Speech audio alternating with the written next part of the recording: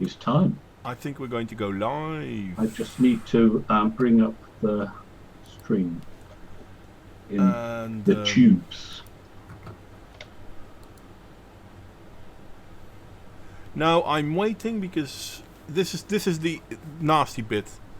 But I think by now we should be live. I Yep. could be wrong. I've got a because- notification. Good. Anyway, the openings aren't that important. I really have to find a way to make the openings go smoother, though. Maybe I should start with an opening reel of a few minutes. Well, And that all I can say, mate, is after all these years of streaming several times a week, Brian Martinez at Honey Badger Radio still cuts himself off mid-sentence when he shuts down the stream. Yeah. Every time. It's very difficult to see what you're doing when you can't see what you're doing. It doesn't make sense, I know, but that's the problem with OBS. There's quite a bit of a delay on the broadcast and the sending, so to speak. So that's a little bit of something that I need to figure out. Oh dear, And, we're failing tonight, but probably because there wasn't a half-hour warning, but there's no one there. Yeah, well, there's me. And there's one person watching, so I assume that that's me. No, Oh, two. that's I you. was there. I was Okay, there before you, but we are live. Then Because it- I was able to I tell have you. it open up on my mobile. there is Michael as well. It's weird because it says there's only one person there. Yeah, it's But YouTube. maybe it's they not- lie. Maybe it's not counting me, obviously, because... No, it's YouTube. They lie. Well, true that. Well, that kind After all, the opening to what we're going to talk about really, really fast. Hi there, Michael, by the way. Everyone who just joined in. That sounds so funny. Everyone there's just three of us joined and in. Michael so far. Today, we're going to talk about the Oh, beauty... patience. Give it 5 minutes. 5 more minutes. 5 more minutes. Okay, I can do that. I did invite other people. I did, for example, invite Square, because we haven't seen her for a long time. And Alicia, and Don the Pleb, and Real Raven. We see, I mean, it depends because it is. What's 20? It's 5:30 where Alicia is. Because she's 7 hours behind, which is a little, tea time-ish, I guess. No, I can understand that. I'm here too. You're still quite soft now. You are there here too, but you're a couple of hours newer, aren't you? Because aren't you in Florida or somewhere? Oh, it's. Oh, can you hear me? Okay. Yeah. Yeah, you're a bit soft, but we can hear you. No, we're in South Carolina. South Carolina, somewhere on the East Coast. That's the point. Yeah. So you're a couple of hours ahead of Mount or after Mountain Time. Okay. I'm sorry. I'm just laughing. Yes, hi there, Renovatio. I'm convinced you two will end up in a murder-suicide of each other. I'm just not sure which of you is going to be the perp. Well, John, there you have it. Our Well, I'm fans. sure. Oh no! I'm purely passive aggressive. I don't do anything like that.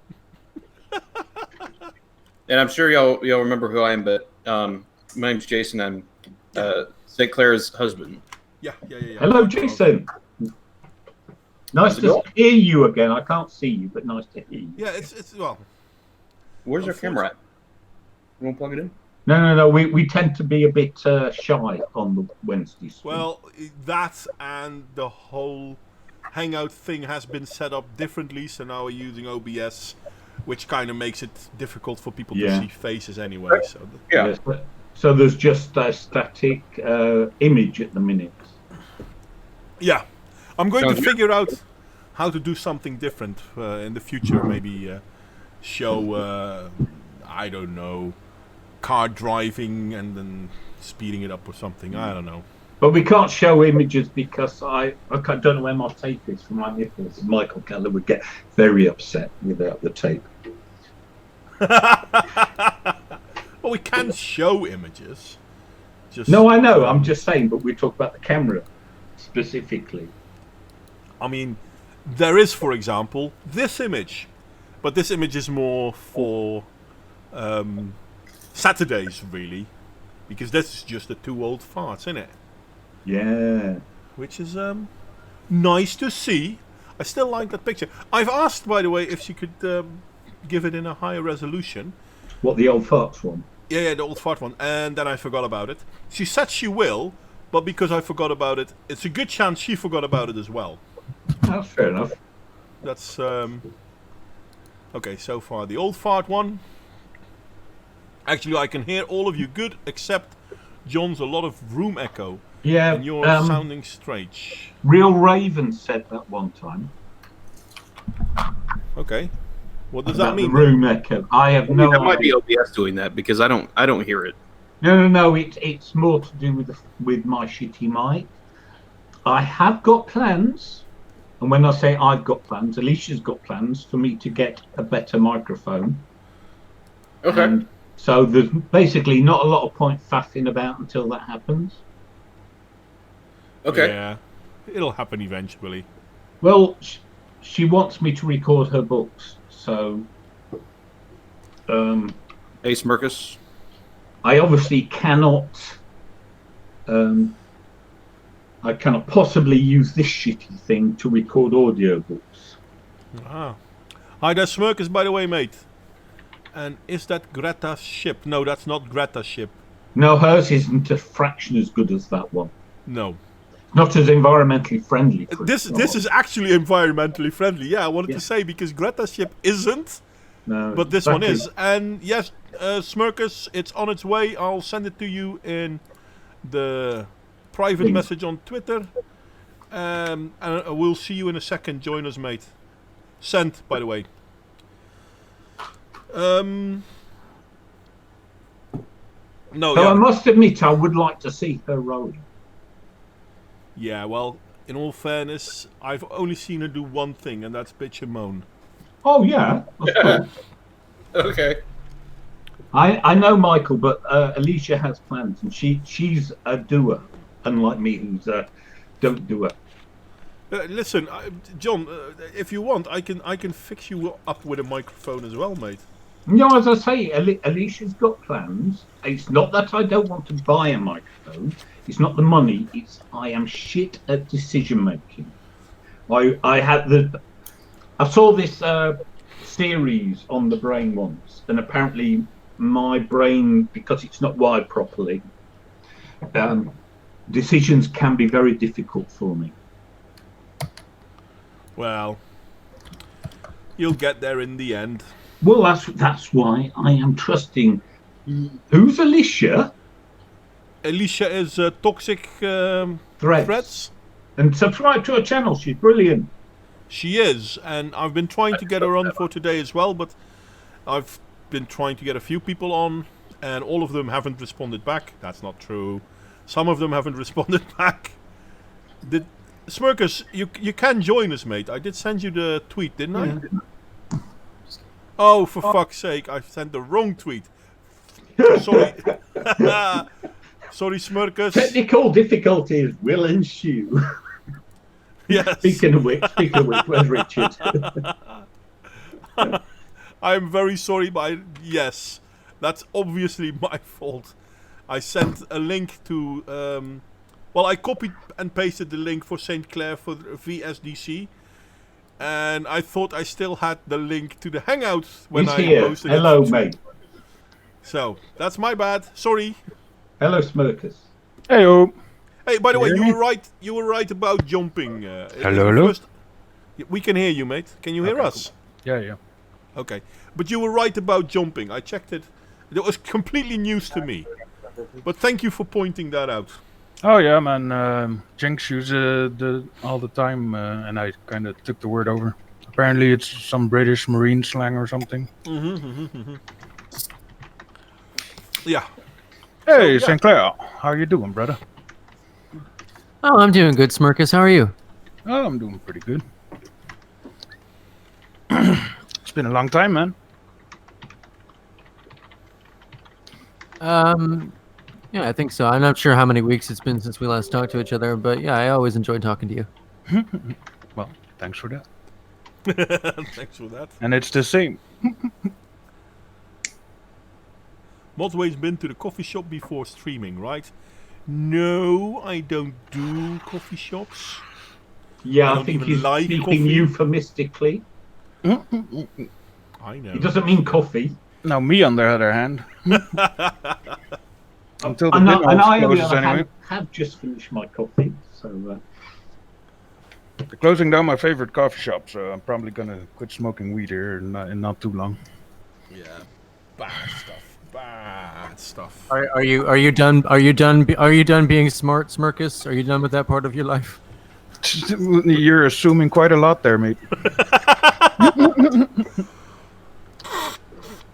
But you know what? I don't care. It's true for all of the substances people can use. yeah, I So like much- beer. Well, it's the same thing though. That's Alcohol my is the same poison thing. of choice is beer. We all have our own poisons. Yeah, I was enjoying Anything goes. Moderation. It's one of Yeah, my I don't favorite songs. I don't like put things in my lungs. They're shitty enough as it is. Well, I actually think most of us smoke at home. You know, I don't. I don't. I smoke doing it right outside now. some. I mean, I sometimes go for a cigar, but I never smoke at home. Hi there, Ludicrous. Fuck. Hello, Ludicrous. Hey, Ludicrous. Come join us, mate. Yeah, you can. If people want to join in, we're talking. Well, they're more than welcome. Well, anyway. I do have an Yeah, put my teeth back in. I do have an introductory story or issue to. Hello, Anxious Aussie. Hi there, Anatak. Anatak, I wanted to ask whether you wanted to join us. Well, you might as well When call her Katrina if you're going to call her not Anxious Aussie. Well, I know her under her channel name, Anatak. Yeah, because Okay, what do you want? Do you want to call Anxious, Anatak, or Katrina? Oh, shrimp on the bottom, mate. And Or I'm not Cobber. going to call her AA. Nuh-uh. That's Cobber. not going No. to happen. Modway, Cobber, Yes. What? or Sheila. Sheila. Sheila is a good one. True. I'm not quite sure if she's going to enjoy Sheila, though. Then again, I don't think she's Well, going she's to... a Sheila, so Yeah, I mean, so I don't think she's going to have a problem with it either. Chasing child for school. I think that means she's not joining us. yeah. I think. Well, it is her morning. Do you remember the one time she streamed with us? It was something like 7:30 in the morning. Fair point, fair point. Oh yeah, we have See, a guy that plays with us from Australia as well, and he just skips a night in order to play with us. Because we start at 5 p.m. our time, Central European time. And for him, it's like 3 o'clock in the morning. Wow. I've actually been thinking about whether I should try Arma as well. I haven't been playing shooting games for a long time. But in all fairness, my fine motor skills are really crap, so maybe I just shouldn't. It's all about the team, bro. It's all about the team. True that, but still. I used to be pretty good at shooting games.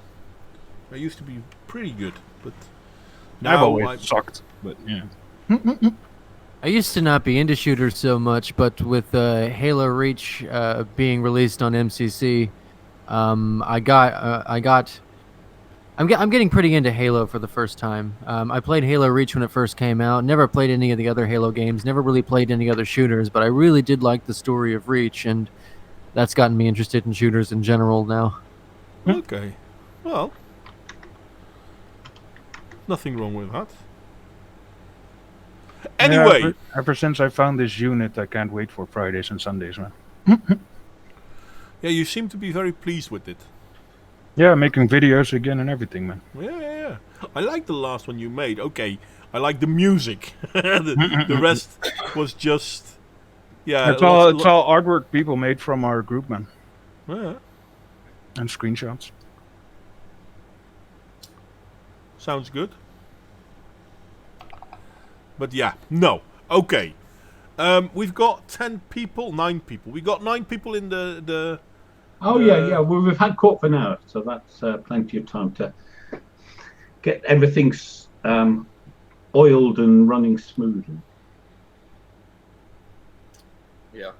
So, then the question becomes, what are we going to talk about? Well, we're going to talk about the following subject. Are we living under a censorship?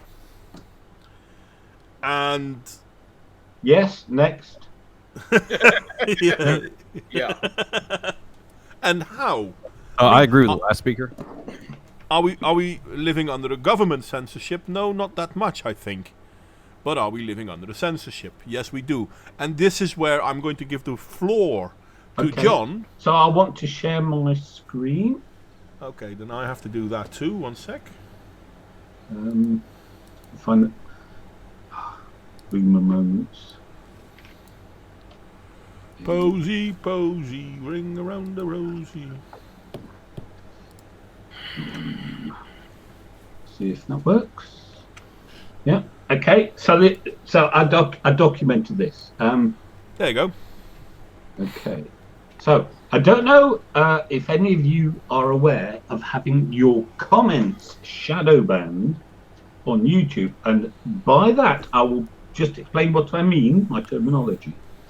You make a comment, you can see it, but no one, not even the person whose channel you made the comment on, can see it. I know this because I've made comments, one on Modwin's channel and one on Alicia's channel, and I'm like, they haven't responded, because normally they do.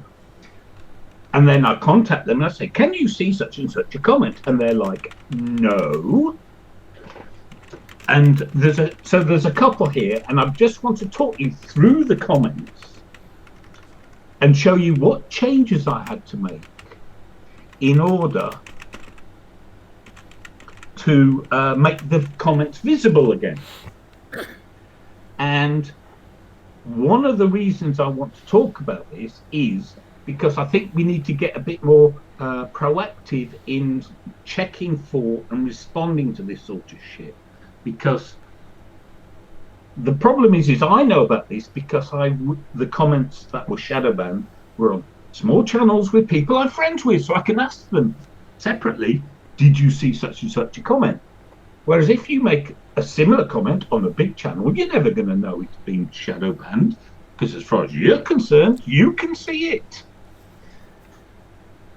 So I will talk you through. So the first one is one I did on Toxic Threads video. Society must become queer to create equity, on the 7th of July this year.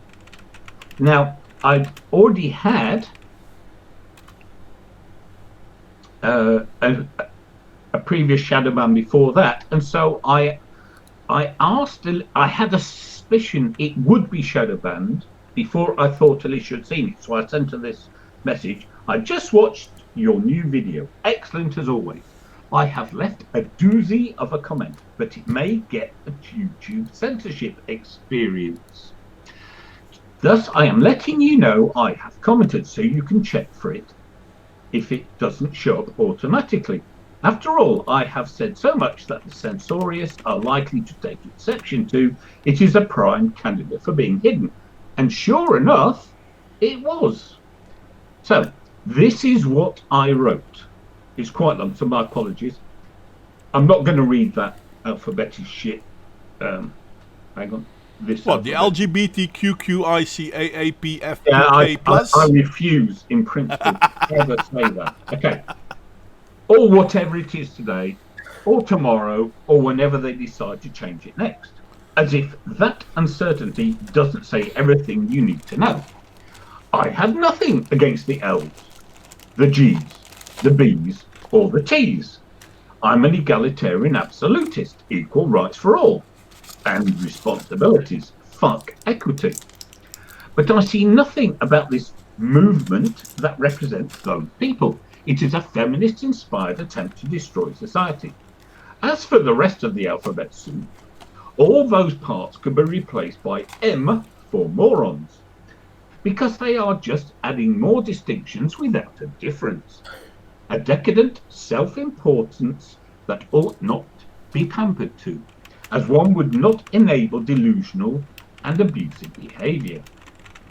However, given that I have nothing against L, against G, against B, or against T people, but have everything against the LGBTM movement, I would reduce the name even further to W, or wanker.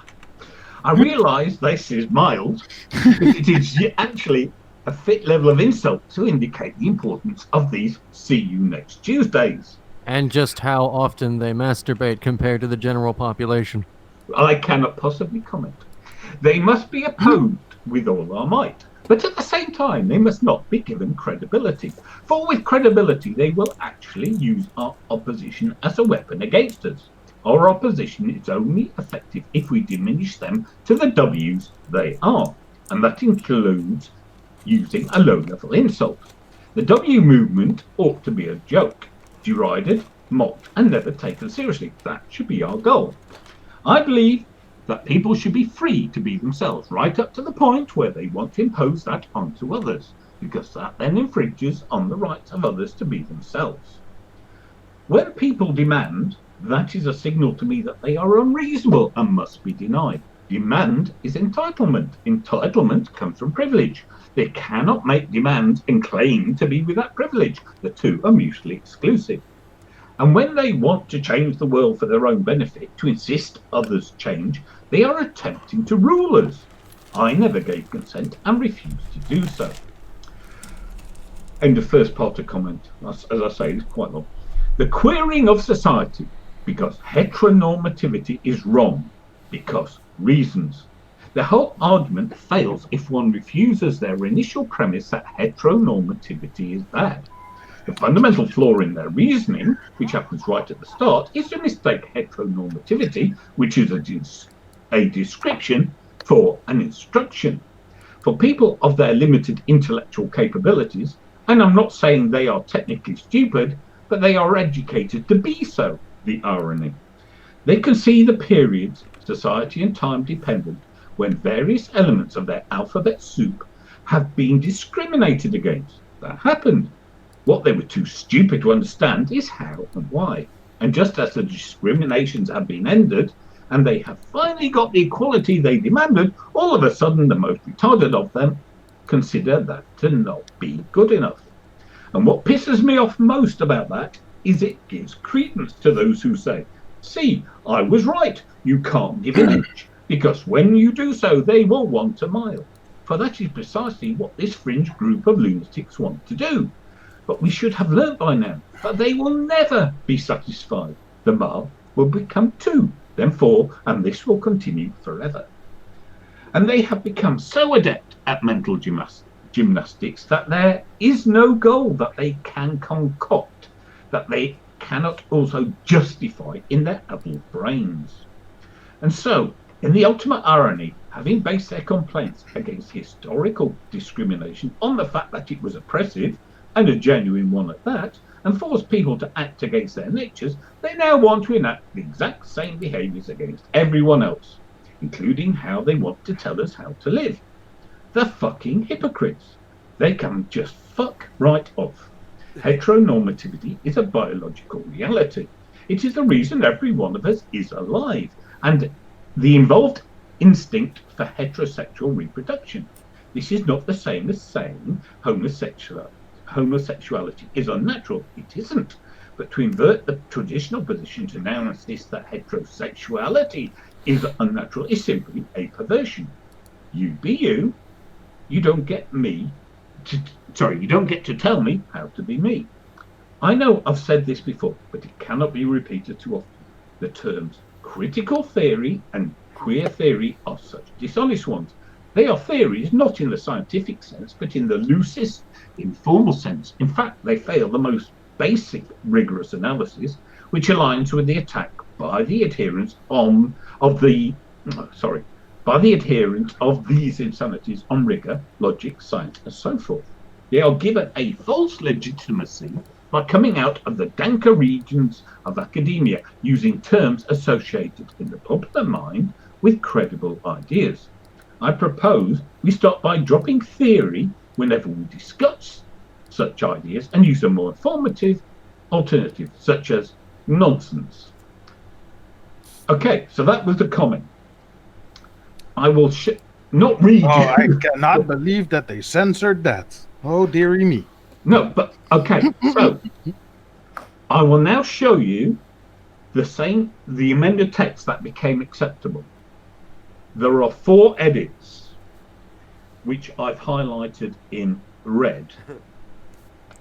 All are substitutions of the letter F.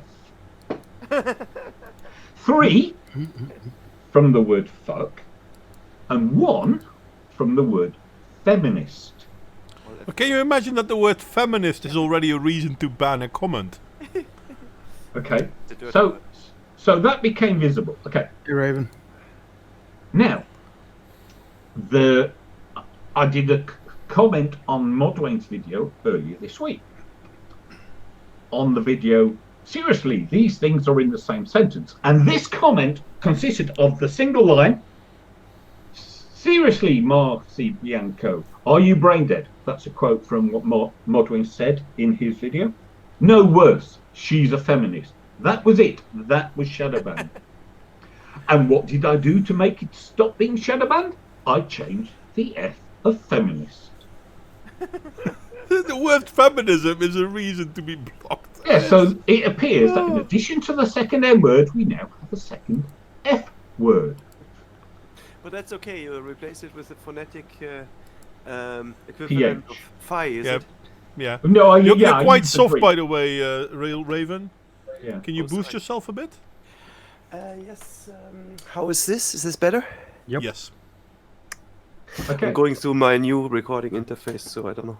I don't know if it works well with voice meter.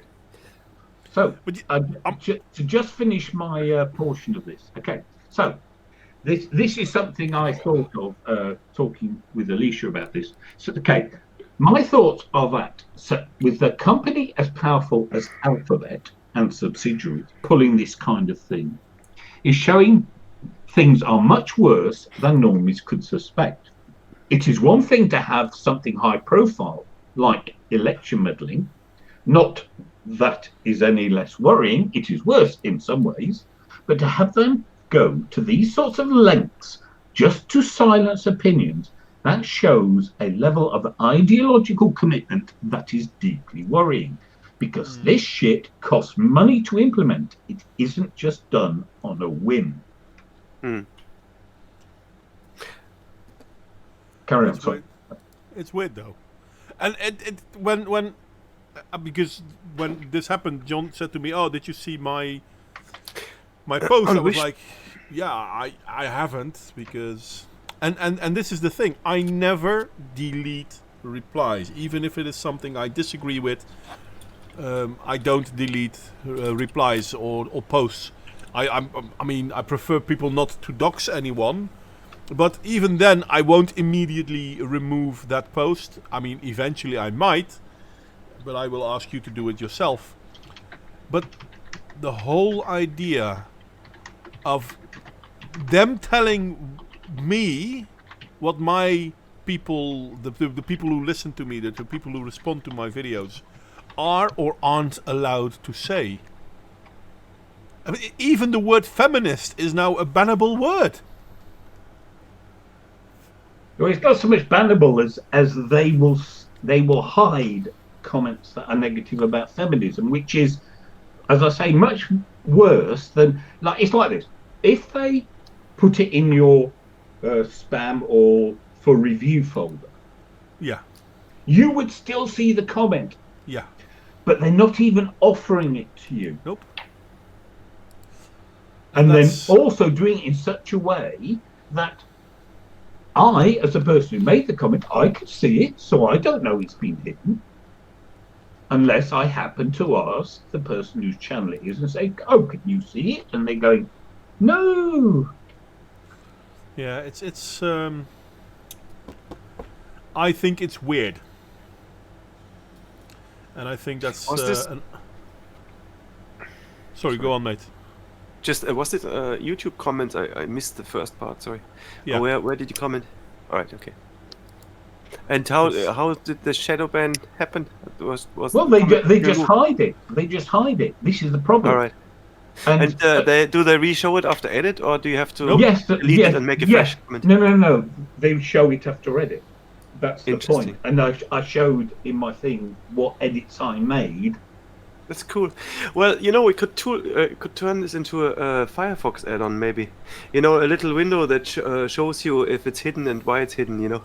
The before and after, so that while you're typing, so you don't have to fucking check in a separate browser, which is kind of stupid. What I wanted to suggest, especially there's a whole number of content creators here, is if you put a message on a video of yours to let your audience know to contact you if they suspect they're being shadow banned, and as part of that, just give some. If because we're small channels and because we can interact with every single comment. Yeah. Just something, and that will then tell the other person they're not shadow banned. Well, yeah. Question though is it shadow banned to the anonymous, or is it also shadow banned to the owner of the channel? No, it's shadow banned to the owner of the channel. That's the whole point. Yeah. Okay. That's how I found out, because I asked Alicia and Modwayne respectively, can you see the comment I made on your video? And they're like, no. Yeah, that was really weird. Imagine you comment on your own channel and can't see it. Well, no, because you can see your own comments. This is the whole point of it. You You don't know. You have to use one of the other 11 Google profiles you're using. Oh, you only have one? Sorry, I have 12. Yeah, I only have basically one.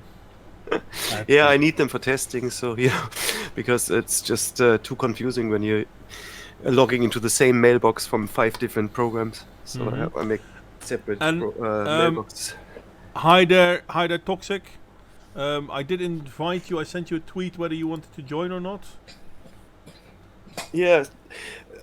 Rescue us from the sausage fest, Alicia. And she can't use babysitting as an excuse anymore because her baby is a Pacific Ocean. Which is still possible, but it's quite the skill. By the way, I assume I don't need to keep sharing. Oh, sorry. No, I stopped it. I didn't tell you at the time because Real Raven was speaking. I didn't want to interrupt him, which I know is not like me, but I. So, how do you share the screen again? I thought that all that stuff was gone. It looks like we're on Google Hangouts again. Yeah. Yes. Well, there's a little 3 dots up in the right corner of the Hangout window when you take the mouse up there. It's one of the options under there. Well, yeah, and then I can share it into the stream or not. Because he's controlling the Bell syndrome problem. I mean, OBS. It's the regular Hangouts, but broadcasted through OBS. What is this? I thought Google Hangouts was gone, and now it's back. No. That version is, yeah. Normal Google Hangouts wasn't removed, but what they did is they removed the option to start a stream straight into Google Hangouts from YouTube. So is this a screen capture or something? It's OBS. Yes, it's OBS. Well, it's really fast, man. It's really responsive. But I can see it. I can see. Oh, hold on. So what I'm seeing in the Hangout window is not going through the stream. That's the direct Hangout. But what the guys see on YouTube is going through OBS, right? Yes. All right, I get it. I mean, what I did is because I'm running the Hangout in a browser window. Yeah. And because it's Chrome, which does not like to be shared through OBS, I had to put the browser window on my screen, do a screen share, and then people could see the Hangout window with the different icon and everything, showing us who's talking and who's present, etc. Okay, that sounds laggy. Yeah. Laggy as fuck. Well, I mean, at the moment we've just got a Viking longship, which is a fine picture, but not really more informative than than sharing the Google Hangout window. But Modwin likes it, I get so the it's hint. fine. I get the hint. I get the hint. No, I'm just saying that it is possible to simulate in a clunky way something approximating the old Hangout experience. That's all I'm saying. Well, yeah. But is this background now better? No, I like that background. It's nice. Oh, that one. Sorry, you weren't. You doing it again, Modwayne. Modwayne has this habit.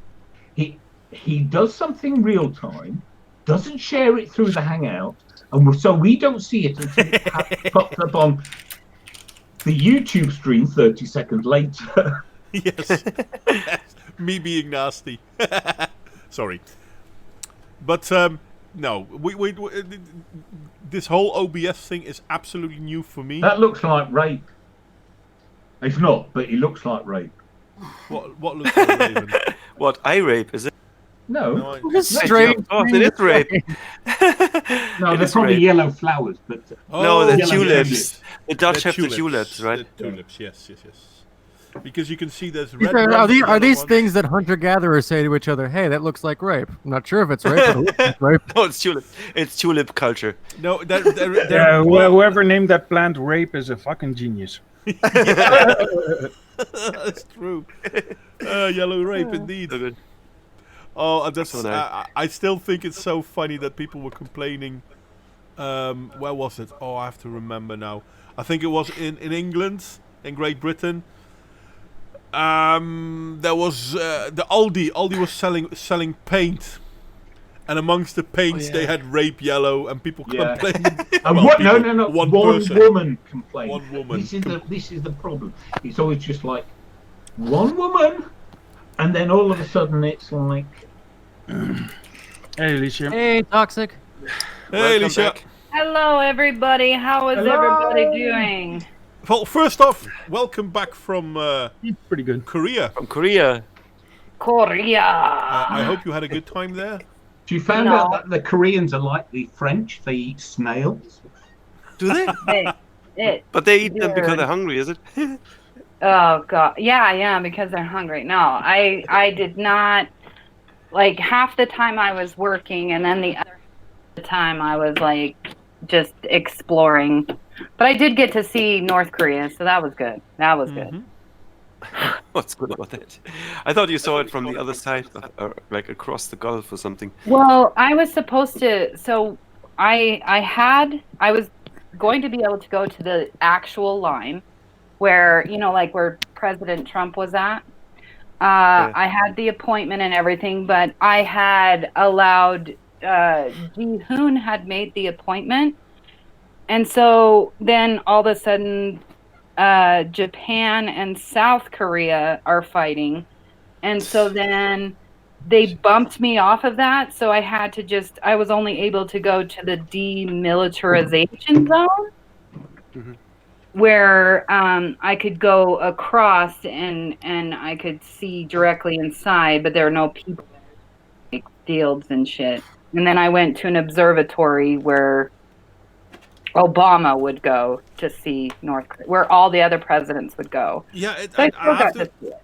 I have to admit, either way, the balls on Trump for doing what he did.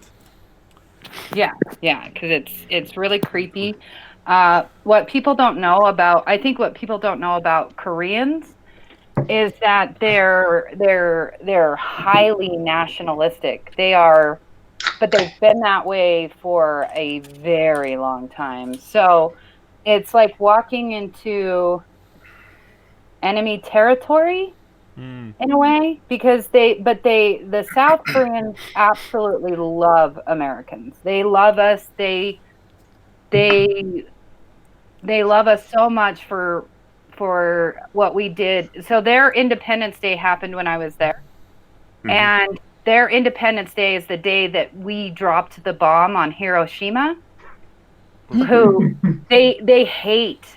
They have every reason to. If you look at their history, what Japan did to them, what Japan did to their princess, it's really they look at us like we're the heroes. We are heroes to them. So it's nice. You could say Korea's the Far East Poland. Yeah, exactly.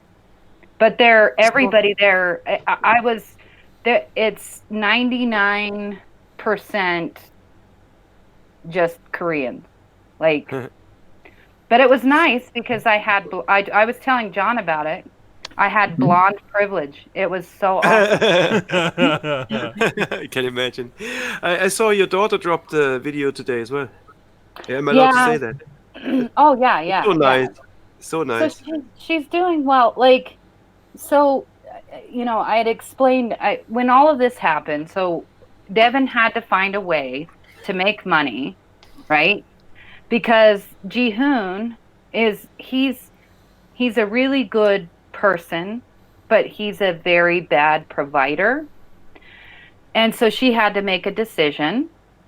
So how does a girl that's pretty but has 2 kids now, how does she make money? Well, obviously you're going to have to make it in modeling and television. Those are your only 2 choices. So we worked it out. We made the deal with the devil. Yes, indeed. Oh, yes, they are devilish. So now she's becoming famous. She's famous. Oh, yes. Yes. And so now she'll get sponsorship. So that's what we're working on, is getting her sponsors. So she's slowly building up her portfolio, and then but quite the achievement. It's quite stressful. I don't know if you guys have ever been filmed constantly by people, but it's just bad. That would be my version of hell. It was hell, but like, that's why I'm not on the first season, because I'm like, I'm not doing this. But then they begged me for the second season, so look out, a year from now. Great television, people. Great television. It is one reason I'm grateful for still having cable, because I can actually see her show a few weeks after America. So it goes in America, and then they show it in the UK a little bit later, but they do show it. Well, what we did, we don't have cable, is so we bought, Devin bought TLC Go. Mm-hmm. And so she can watch it live on TLC, and so all the couples on the show, they all like log into the TLC Go collectively and watch it together. Oh, really?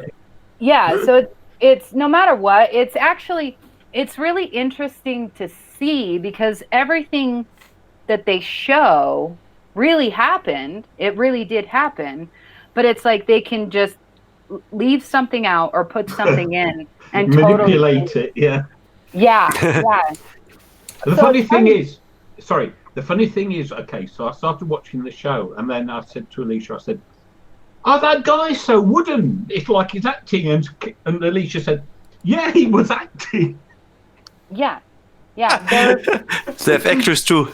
So what it is, it's each couple is always real, and I can't, let's like not say what it is so I don't get in trouble, but there is one couple that is not real, but it's not the show that did that. This couple, the guy in particular, had wanted to be on TV forever, and so he tried to become famous, he tried everything, and then he saw these reality TV shows and he tried to get on them over and over again, couldn't. And so he literally constructed a coupling that would fit their narrative, and then pretended it was real. But the people in charge figured it out about halfway through, but it was too late. So they just wrote it out. They're pissed about it. But that's why they love Devin and Ji-hoon, though, because they're real. They're actually like, they're 100%. Because they're so young, and I think people have been wanting some young people on the show, because if you notice, a lot of older women getting like having relations with young men that, come on, really? Yeah. The young men are using you. But so they actually genuinely love each other. And Ji-hoon he's a good character. He's very funny, and he's like that in real life. But the motherfucker lacks common sense. The boy, he acts like he's 15. Like, no offense to 15-year-olds. Boys will be boys will be boys will be No, boys. he's a poster child for his generation, I would He say. really is. Exactly. He's 30 years old. He is 30 years old. He is the video game playing boy that lives in the parents' basement. But there's no basements in Korea. They live in a tiny little shack where, yeah. The boy spent $10,000 on a video game. Oh shit! How do you do that? That's bad. Yeah, well, I had to when I'm very blessed that I get to talk to people, and I have ways of communicating with them. So I talked to the owner of the building where we live in. I talked to Ji-hoon's business partner. I talked to everyone I could, and there's these games where you can buy stuff, Mm-hmm. and he just kept buying stuff. Like he was a teenage girl with daddy's credit card buying shoes. That's it. That's all it is. Yeah. So, I mean, but at a certain point in time, you must have the feeling that, wait, money. Sorry. No, that is funny. Yeah. No. But that's where John is correct, because he's been corrupted by. So in Korea, right? So he needs hallucinogens is what he needs. Well, he needs something, but no. What it is? So in Korea, it's weird. This is the weirdest thing you'll ever see in your life. Okay, it's a patriarchal society. However, the feminists are so pronounced that the floating hand thing that actually came from Korea. They are not allowed to ask girls out. They can't talk to girls. Girls have the closest parking spots. Girls this, girls that. Even though all the men are in charge, but the girls have all the power. It's like the worst possible scenario where you can't even. Centrism on steroids. That's what it is. Yeah, and so the women will not date the men. Like they won't. Their birth rate is down to like 0.8. It's so low, right? That the boys that finally want to get married, they just grab somebody from like Cambodia or Thailand, bring them over, and the government, it's so pronounced now that anyone coming into there that's and it's, mind you, they have to take a course on how to be a Korean woman. They're literally breeding themselves out. The girls will not date the boys. And then we have that some celebrity just last week, was it? Going, heterosexuality has failed, and she's trying to spread the same shit in America. And it's like everyone's going like, you do realize you are the product of heterosexuality. Yeah, it's so weird because they're so. It's weird to see such a nationalistic country. I've never seen such a, you only see it like in like tiny little pockets of like racist people, but they're not racist. So it's really weird. So they're not racist at all, but man, they don't want you stepping out. They want everything to be exactly Korean at all times. And it was bizarre. It was bizarre. That's why I say they're the Asian Poland, because like Poland, they are between very aggressive powers who've done their best to invade them over and over and over again, and thus they have a very protective self-identity. Yeah, because they had to. But you think they would protect their identity better? I mean, they're being basically destroyed by feminism. Oh, they are. I would very much like to take a look at their cultural and legal history to see how they got to this point. Well, so where you want to start is that if you actually start at the beginning, and you should, because that's what I did to understand their laws and everything. Well, with the first cultivation? Yeah, everything that governs their laws is under Confucianism. You can't even get divorced there, so that's probably why the feminists are not getting married, because it's so hard to get a divorce. Not like in America where you just go, and done. But I don't know much about Confucianism. Is it a real cancer in that part of the world? No. Confucianism is actually quite noble. But it's kind of been corrupted because Confucianism says it's yin and yang, right? So basically, the child is supposed to respect the adult no matter what. Respect your elders now, no matter what. However, the role of getting the respect is that the adult must continuously earn that respect. And so it's like this weird duality, so that you cave to your elder, but only if they do it correctly. How? Who determines who determines what determines what being a respectable parent is in Confucianism? Yeah, well, what determines that is their, and this is when you'll see their collectivism. So you have to always act in the best interest of the collective.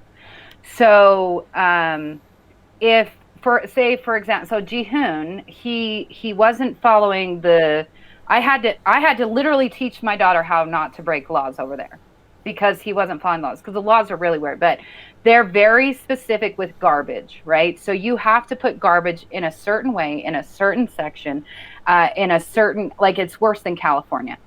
But it's not that bad. But if you don't do it, if I weren't to do that, then I would be a bad parent, because I'm supposed to be setting an example for my kids, and I'm supposed to be doing what's best for society. And society has a garbage problem. Therefore, I am not a good person anymore. Therefore, I'm not a good parent. I'm not a good wife. I'm not a good anything. So it's considered it's considered personally shameful and probably emotionally jarring. Yeah, exactly. And like, so women aren't allowed to smoke. That's considered bad. And so what they did is they made these laws where you can't smoke inside a building. You can't smoke on the road, but they sell cigarettes everywhere, and half the population smokes. So the men do is they go to a side street where only the men are allowed to be. And if a woman were to come over and smoke, that would be dishonorable and disrespectful, and she's not being a good woman. Thus, street sex. Did I get that right? Alicia, street sex segregation. This street can only be used by men. No, just to smoke. Like, so they go to a side street to smoke, and when they're smoking, the women, they stay away. Remember that Confucius is roughly living at the same time as Cyrus the Great, so roughly 500s BC. Yeah, exactly.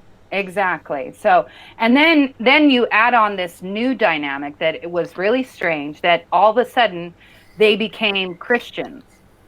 So you have a highly Christian nation that's very nationalistic, very patriarchal and hierarchical, but at the same time, the feminists get everything they want, and nobody's having sex. The only sex the men have there is buying prostitutes. They all buy prostitutes. Or with each other. They can't have porn, but they can have prostitutes. That's an interesting dichotomy. Yeah.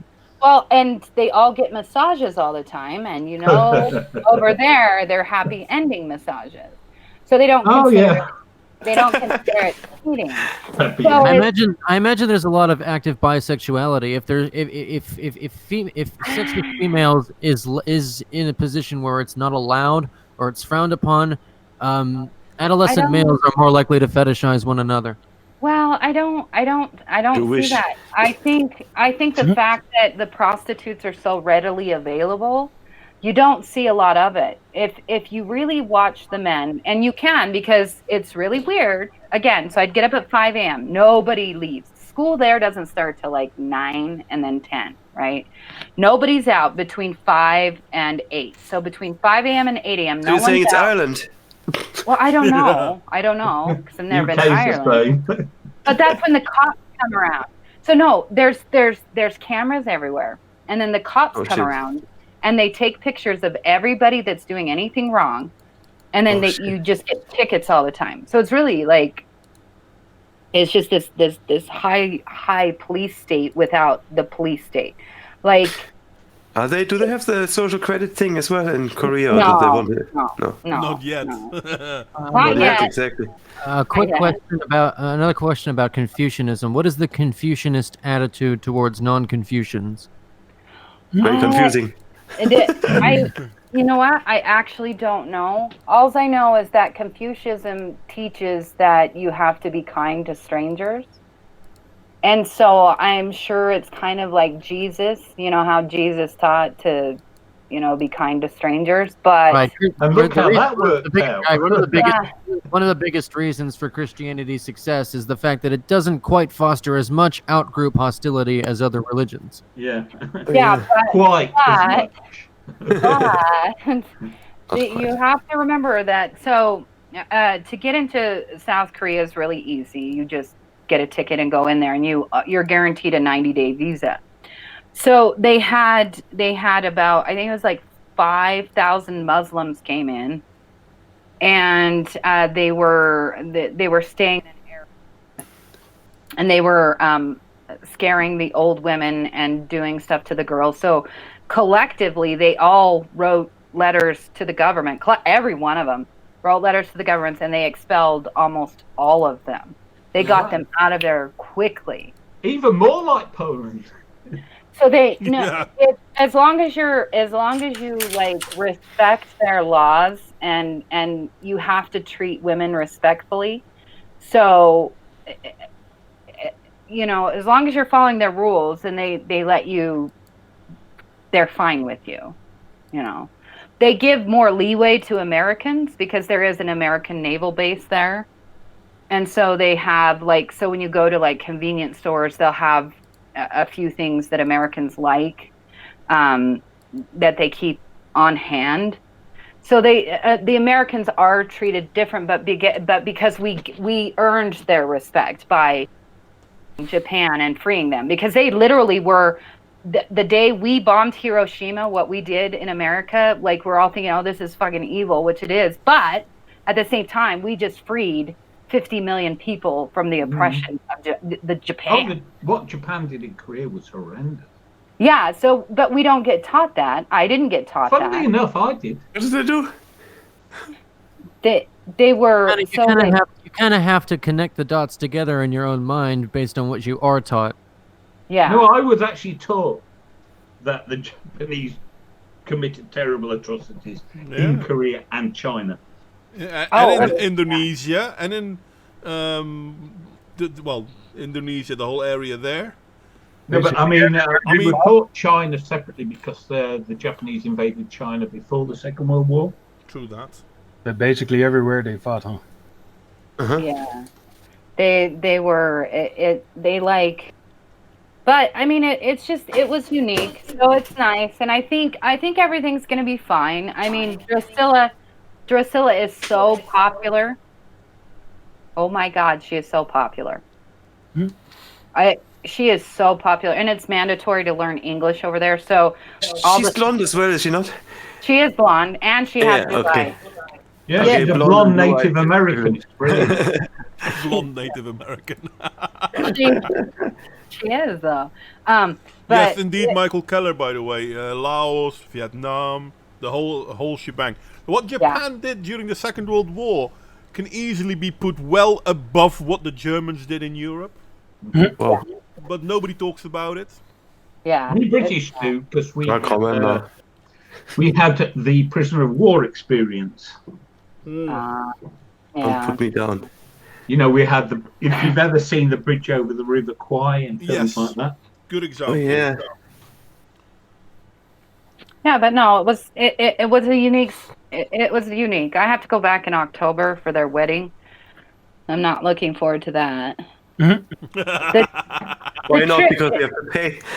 No, it's the trip. The trip is awful there. Alright. I wish there was a straight flight from Salt Lake, but there isn't. There is not. I wish there was.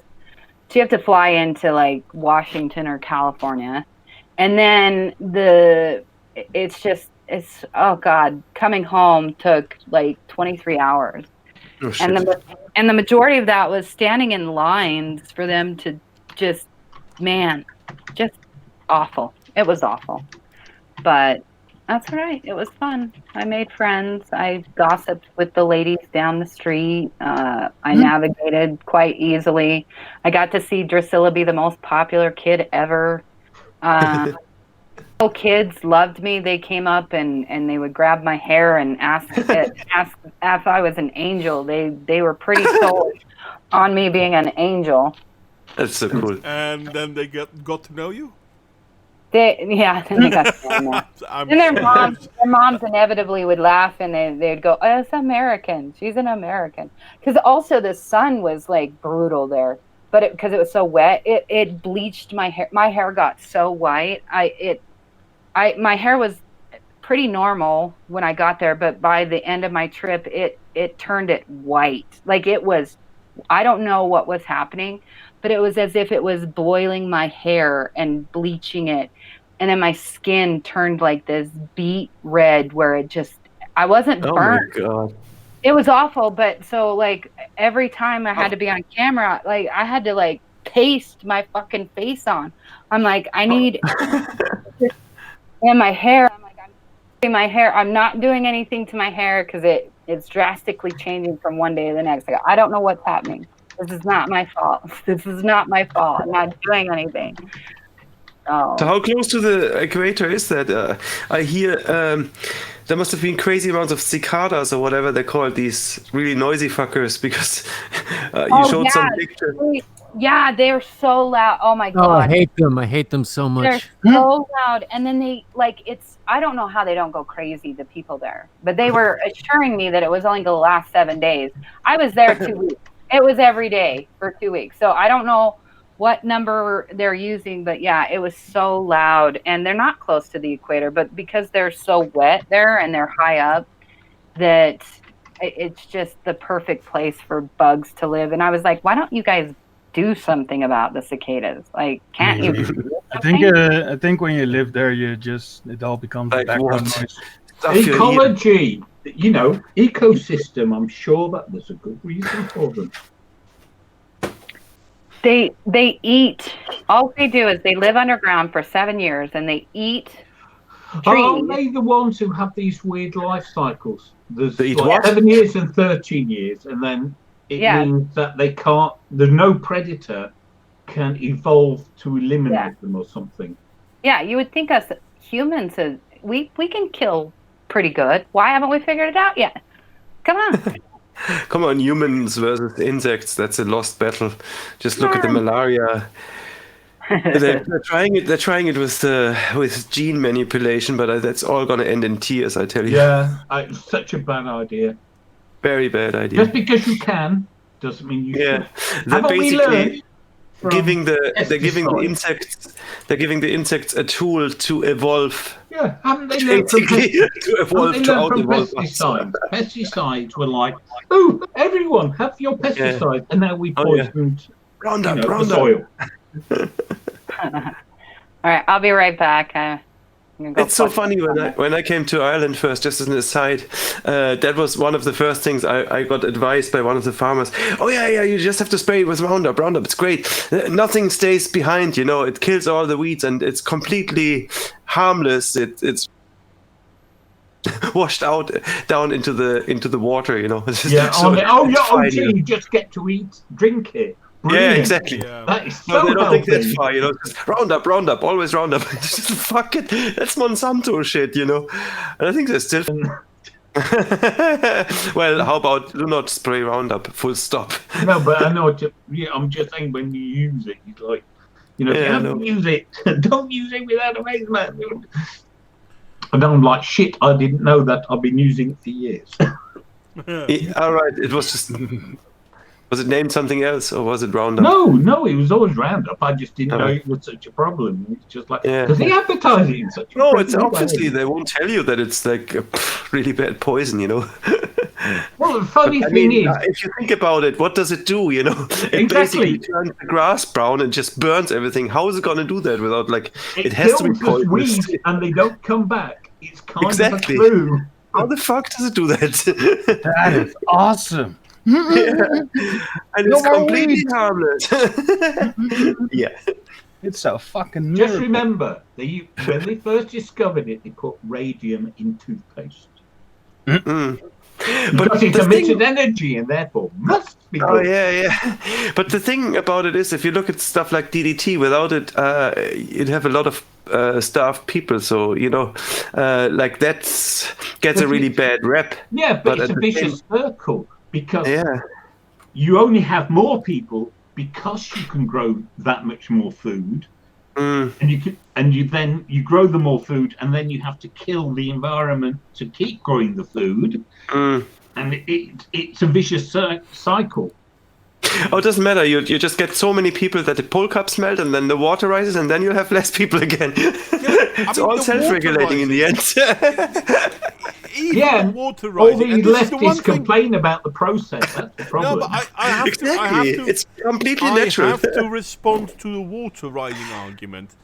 Now, Right. the Netherlands have been under sea level for as long as it existed. And The we what? built some serious protection against the sea. Oh, you, the 50 Dutchman. Yeah. Yeah. 50 years ago, we built several protections against the sea. Now, if the Right. sea levels were indeed rising, we would have to adjust our water protection. Do you know how much we've done to adjust our water protection? Not a whole lot. Oh, I would say even less than that. Nothing! Why? Because there's no reason to! Surely eventually it'll happen. I saw an article not too long ago, video not too long ago, can't remember, from a true geologist that's studying climate change and the effect of water, and he's like, we were in a group of people, and most of the people in that group weren't scientists, and 3 of them were actually from Australia. You know, that landlocked country in the middle of Europe where no sea has ever been. Austria. And, Austria. And they're telling Sorry. us. Sorry, I Yes, shouldn't laugh, but it's funny. It's late. Yeah, No, it is funny. but can you imagine Austria warning the world for sea level rising? Dude, That- the sea level could rise I don't know how much and they'd still be fine. Yeah, exactly. It's amazing. But The thing is- Austrians. We got tons of Austrian jokes in Germany. yeah, but this is more how do you call it? This is more an environmentalist joke. How can you take that serious? That's almost like completely believing someone living in the Sahara that ice is melting in whatever south or north pole you want. Oh, just to tie it back to the topic, did you experience any censorship video, Modwayne? Actually, I don't know. Okay. I have Shadow banning I- is hard to prove, right? Yes. If I look at the activity on my videos, I don't see a lot of activity on my videos on YouTube, Anyway. which is funny. No, but- that's only because everyone's shadow banned. There's Yeah. coming shitload of comments, you're just not seeing them. Yeah, well, maybe, but I mean, I don't get them, and I don't see a lot of them. But That's if what I- I'm saying. yeah, but if I'm Maybe you quite do. honest, the last video had 45 views, and the one before that for YouTube that's quite big. But the last video on Cocoscope, yes, I just posted on Cocoscope again. Already Yeah, I had saw that. already had 52 views as well, and on BitChute it's at 66. So I don't know. Maybe my work is just crap and not a lot of people are interested. I don't know. I do, So- however, know that I used to have videos breaching 1,000 views, no problem. I don't have a lot of them, but I do have a few of them. And I also know Content that is throttled, and secondly, the audience is a fraction of what it used to be. yeah. Tim Paul um, mentioned something very interesting today. He was saying he had this video. Sorry, I forget which one it was. And he said in an hour he got 80,000 views. And what he had done is in his video, he had included something from the New York Times. That something from the New York Times got deemed as hate speech by YouTube.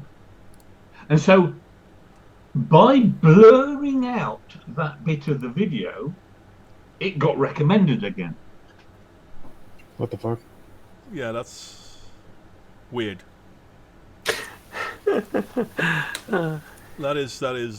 That's. It's so funny.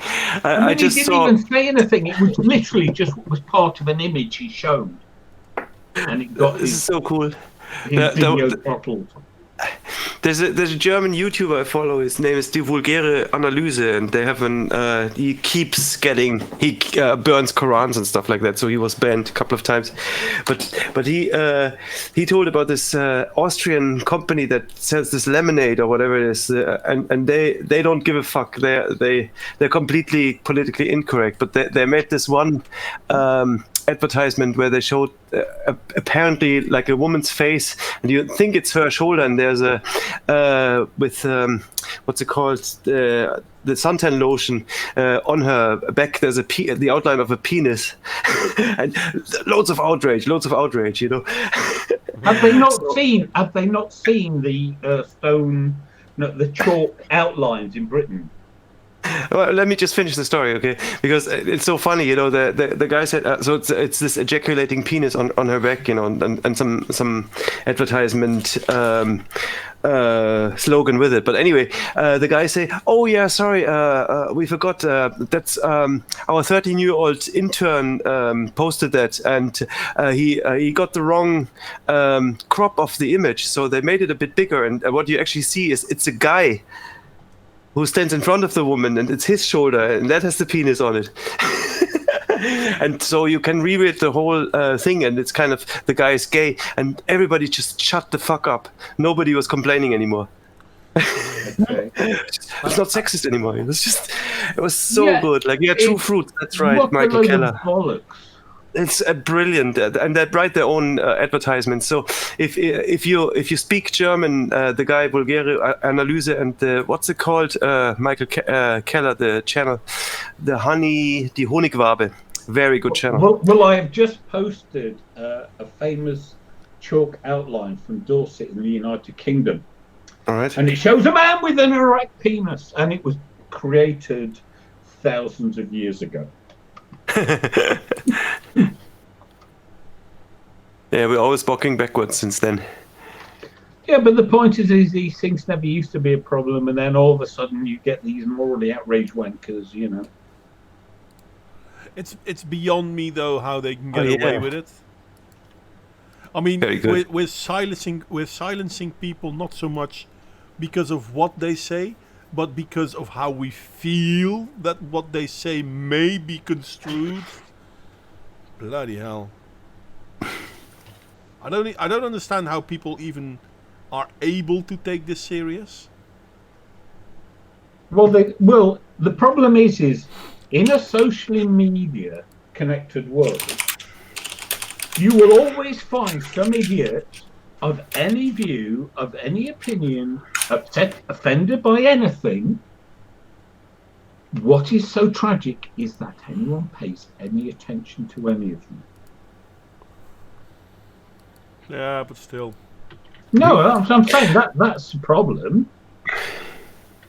It's if they didn't, you know, if we just gave these people the, oh, for goodness sake, I've broken my YouTube.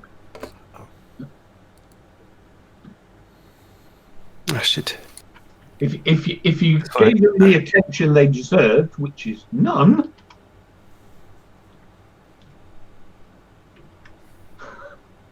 Sorry, I'm just laughing at bloody YouTube. Let's refresh it. Still though. Oh, hi there, Nick. By the way.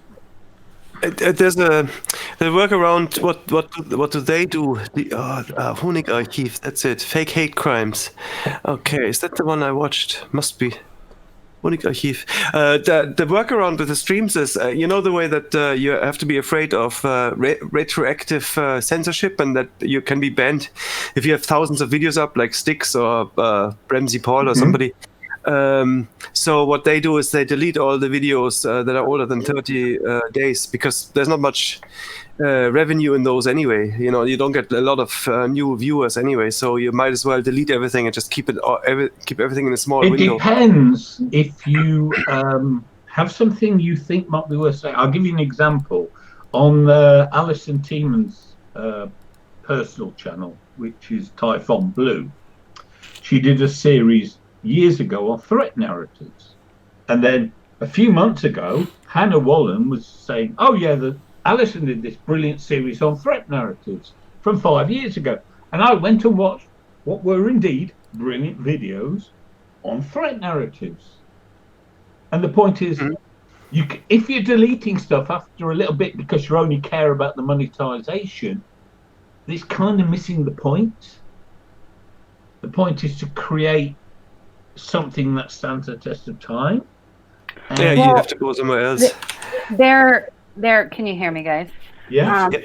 They're rolling out a brand new way of censorship. So the big problem right now is the uploads from mobile phones.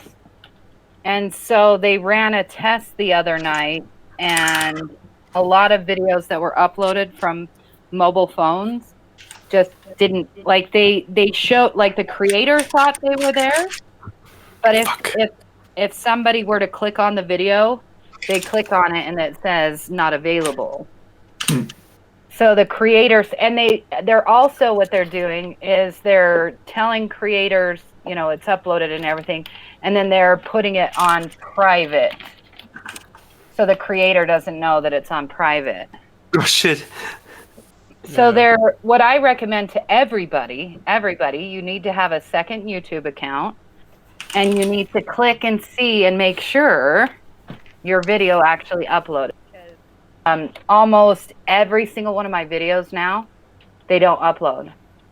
Just repeat that. They go private. So you post it, you think it's public, but it's actually private. Because what happens to me a lot is, you know, I get email notifications, you know, and oftentimes you get 3 types of failed videos. One is you don't see the video. Like you go to the.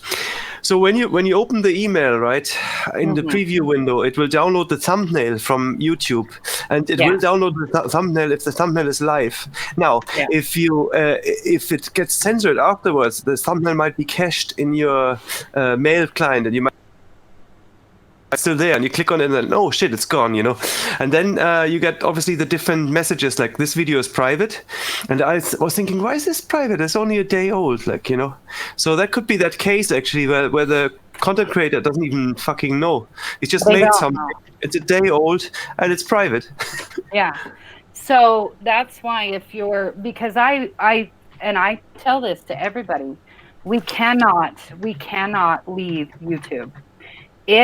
If we leave YouTube, we are basically handing the country over, or the Western world, to the SJWs, because the only reason they win is because they keep going, and we just eventually say, you know what, this is too hard, I'm done, I want to do something else. And so this is the easiest battle in the world to win, but only if we're willing to be as diligent as the left is, because the left is. But how? I mean, okay, one thing is the privatization and that, but if you get outright banned, and we had a whole purge going on the last week again, like there's 7 or 8 like big channels just gone. Yeah. There's nothing you can do about that. Well, actually, I'm all waiting. Everybody's thinking about death row. But then you have. I'm sorry. I'm going to interrupt a little bit, because I don't know if there's anything we can do about that. You know what? I think you're correct. There's not much we as persons can do, but I do like, and this is a plug, I know, But I do like the fact that Jörg Sprauge from the Slingshot channel, he started his YouTube union. IG Metall, yeah. And he's working together with IG Metall, and they're actually trying to make YouTube stop being so vague about what they will and will not allow. And they're kind of hoping to achieve that YouTube won't just randomly ban people anymore without proper here and defense methods. And I mean, we're all small YouTubers. It's not about us, but it is funny. No, it is about us, Modwayne. It is about us. It's not about the big YouTubers. Every big YouTuber is a sellout. They're all a sellout. It is about us smaller ones. We're the ones that have to be silenced. They buy and pay for the big YouTubers.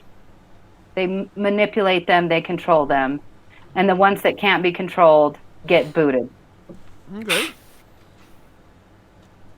It really is. Like, I'm telling you that if we don't, these leftists truly, genuinely believe that they can create reality with words. And all they have to do to create their special world is to delete anyone against them or buy them off, right? And they've been successful at that for how many years? For all of our lives, they've been successful at controlling us. So to me, it looks like it's only the guys at the top can do something. Like, look at like the Dave Chappelle show, right? That came. If you're high enough up, then you can say something, and you can actually, you might even be able to turn that into profit or something. But if you're low on the ladder, you shut up and put up. You know, that's the way that I see it. Like, I'm quite anxious that my channel is closed, so I'm quite happy that I don't have any content to post. So I'm just kind of shutting up until it gets better again. You know, I know that's probably a defeatist kind of attitude to take, but you know, I think that's exactly what they want. And I wait for this Jörg Sprave, and it would be a shame to be closed down, and then they come in with this IG metal, and they have new rules, and then all your stuff is gone, and you have to start from scratch. I don't know. I think it's fucked. Like, well, I mean, actually starting from scratch might be a better idea than having Maybe. YouTube force its way on us, I guess. I'm not 100% sure if I agree with you that all YouTubers are sellouts though, or big YouTubers are sellouts though, Alicia. But I can understand why you say it, and it's something we don't know anyway. But it is weird that YouTube gets away with what they're doing, and they're doing it openly. well, not all the big YouTubers are sellouts. That was cold. That was mean. No, but I understand what you mean. Like the Red Ice TV, right? Everybody says they're white supremacists, whatnot, but they have not sold out. But they do tiptoe around the truth.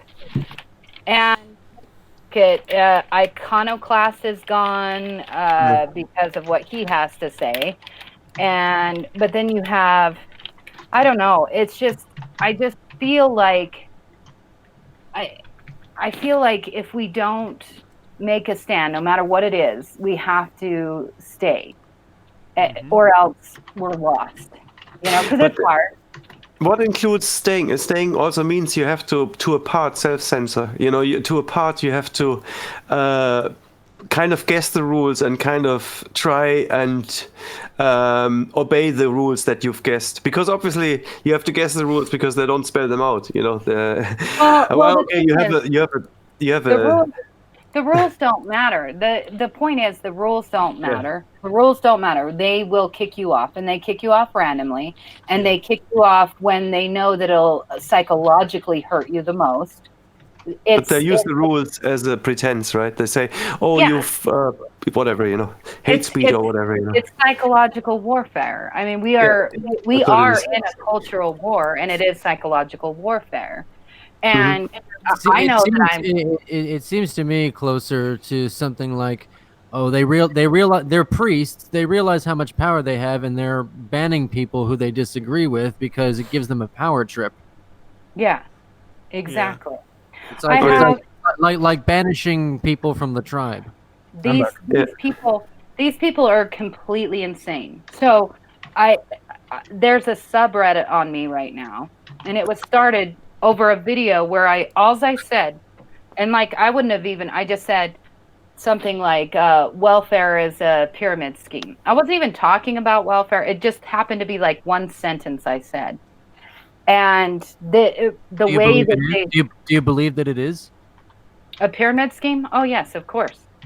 It was the only way it wouldn't be a pyramid scheme is if it was started when people were young and then they paid out when they got old. But because it started when the Great Depression started, they already had to steal from other people to do it. So it is technically a pyramid scheme. It doesn't matter if it's good or bad. I didn't say it was good. I didn't say if it was bad. I just said it's a pyramid scheme because they're literally taking from one group, giving it to another while inflation is going, so that they're never going to have enough money to actually pay all the people that pay in, no matter what. It is a pyramid scheme by definition. Now, nobody on that subreddit, none of the SJWs said, well, does she like welfare or does she hate welfare? They don't think that way. It was literally just one little tiny sentence. Like, I wasn't even talking about welfare.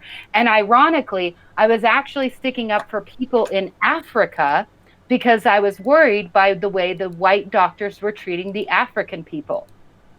The whole thing, even more ironic. It sounds just like that video of the professor against the paedophiles and pointing out the links, because all the heckling was like nothing to do with what he was saying. Oh yeah. Oh, exactly. So we are dealing with, and this is why I love Sam Harris, because if we don't figure this out, people, Sam Harris said, if you are trying to talk to somebody that doesn't value reason and logic, a reasonable and logic argument will never work. And they have moved on. They have moved on to where they think that reason and logic is a white man's social construction used to control the masses. So you can't even, we will not be able to reason. They never read Sun Tzu. Your facts don't care about my feelings. My feelings don't care about your facts. That's where they're at. So, and we have to go back to the beginning, and I've been talking to my daughter about that, is we need to look at the SJWs have used tried and true cult brainwashing techniques. So we're going to have to do exactly the same thing, and the only thing that we have going for us is that their stamina they're going to get bored eventually. So if we can have more stamina than them, we will win. It's not going to be pretty. It's not going to be fun. It's not fun for me to rebuild my channel. It's not fun. I mean, one way is like you say, like what you do is like, okay, I don't know, that's probably an animal that does that as well. Or like Sisyphus, once they push down, you roll down the stone, the hill, you just pick it up from the bottom and just make a new channel under a different name and just keep. It's very demoralizing though. I always thought the whole point. I always thought the whole point of the Sisyphus story was the display, because probably no individual in history has better muscles than Sisyphus. True. Yeah, but I mean, the key is to understand the contest. If you understand something's a marathon, you don't sprint. True. That's actually a lot of YouTubers make that mistake and then they fucking burn out. Yeah, that's what I'm saying. If you understand that the key is to endure, the key is to keep going, and that little defeats don't matter. Yeah, that's what we have to teach our side. because we do have an advantage that they don't have. Our advantage is that we know for sure that they believe words and feelings are the most important. So we know that, so then we can just keep going, and eventually when they're older, they'll outgrow it, but we just have to hold on. Like, And literally. we can use it against them. Yes, exactly. You know, sorry, there was something I meant to say, and it's like, always lost, but it's like, that was it. So when they attack reason and logic, their arguments are based in reason and logic. So you can actually use their own arguments against reason and logic against them by pointing out how their arguments are only valid if you use reason and logic, which then disproves their own statement. Well, and we have to start pointing out that all of their dogma was created by white people. And you need to use that against them. You need to point out, why are you using white dogma? Why are you listening to that white person? Why are you doing this? Why are you doing that? Yeah. You have to use everything. Gender, because all this shit about gender in language is a Western European imperialism by their own logic. Because half the world's languages don't have gender. Actually, gender is purely phonetic, linguistic tool. No, and I know. It is what I'm Germanic. saying, but it only exists in half the world's languages. Yeah, and so they're taking the perspective of Western European languages and applying it to the world. Therefore, they are applying a Western imperialist mindset in their whole argument about gender. No, you're correct. You are correct. Yeah, no, but I mean, I think we can do this, guys. I think we as long as we don't give up, I think we'll be fine. Isn't that the story of every fucking successful business as well? You just don't give up. Well, it's true. And then you have to. So here's a side plus thing, right? So never give up. So my daughter, right? She's being shoved in the spotlight. But what it is the most pro-life stance ever, right? She keeps her kids. She lives at home. Her father's been a positive role model. We in the second season, the whole thing is, teach Ji-hoon to be a good father, a good provider, to be a good man. So it's really, we've just broken into the strange world, where we're showing a positive family structure which hasn't been shown on TV for so long. So I think we just have to go at it from different angles. And what we also need to do is we need to get teachers. We need teachers. I have 3 teachers on board that are doing special things. I'm not going to say anything more because that would be wrong, but we need more. We need to get into daycares. We need to be in schools. We need to be Sorry. No, go ahead. I think what you said speaks also to this positive thing, not to focus on just the criticism of the other side, but just to do something positive, build something up, and be a role model. There's a whole lot of prepper channels who, although they prepare for something that bad, they actually do something. So they get a lot of there's a lot of growth in that, because that's what people want to see. I don't want to see people despair and just have an old moan, I mean, that's nice as well, but it gets kind of old. But if you build something, if you make something new, build something up, and show persistence or perseverance, I think that's something that people want to see. Yeah, I agree. My channel originally, the only reason I was ever in the spotlight for a second was I was building a Wallapini.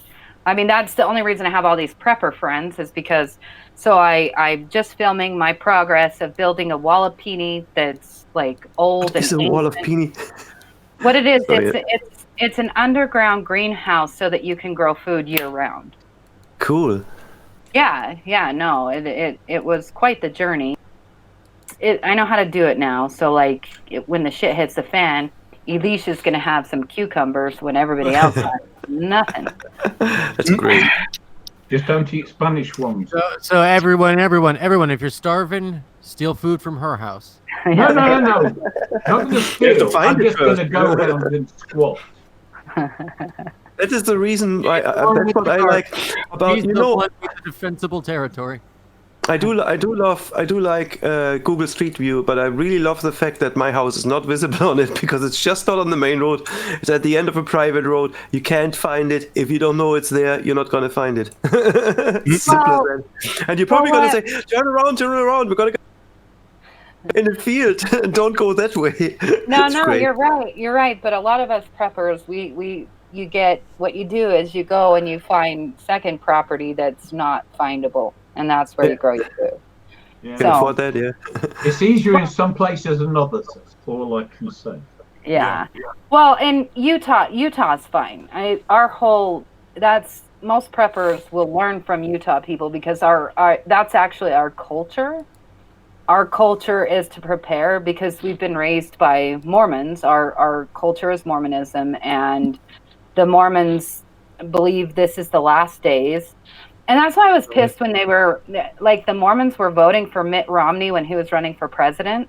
Because I was like, motherfuckers, you guys know that if you have a Mormon president, that's the last sign. That's basically the trumpet sounding for the Mormons. And I'm like, why? Why are you voting for the... voting for him? Because Makes those them who feel like believe they're in the important. apocalypse want it. Yeah, isn't this whole, what's it called, the ascension? What is that called again? Fuck, I forgot it. There's this term for it. You know what I mean? That's the Christian. They believe what they get to go up to heaven while they're hell on Well, I earth. was reading this thing about support for Israel. Rapture, right? Isn't that what all the all the Orthodox religions in some way or shape or form work towards the rapture or this kind of real. Okay, so this is what I heard about American support for Israel, that the Jews in America aren't that bothered, but the evangelical Christians believe that Israel is part of the end days. It's the second coming. Yeah, it's part of the end days. It's in Revelation, and therefore they are for Israel because they need it and because they want the end days. Well, but according to the Bible, so you'll know it's end days if first thing that has to happen is that big wall. They have to tear down that wall. If that wall comes down, holy shit, people, you better start prepping because that's the end of the world. That is one of the first stages. As an atheist, I'm not that convinced. Well, I'm just saying. Well, obviously, I'm just saying is like there's these steps that each religion has that's gonna give you a sign before it happens. We've lived through a lot of end of times. Yeah, we have. Safely. Lots of signs. This is going to end the world. No. This is going to end the world. No. We've got 12 years. Well, it has always been true that we only have 12 years left. Yeah. Always. And it's still going to be true next year. Usually, not even the end of the world. It'll just be the end of humans. There's a difference. No. I mean, the Christian tradition was when Christianity was created, apparently there's something that was said that everyone alive was going to, the second coming would happen before those alive died. Yeah. That is imminently. And Christianity has been rewriting this ever since. Because I think sorry, go on. It's been imminent for 2,000 years. Yeah, it's been imminent for 2,000 years. So the first millennia, that was going to be the end of times. The second millennia, going to be the end of times. Does nobody see this for the fucking cold it is? Yep. I find the Jehovah's Witnesses variant quite charming. They actually pick out houses from living people where they're going to live once it happens. You know, oh, I'm gonna get that house there. I find it quite charming, actually. Incredible. Is it true though? I don't know.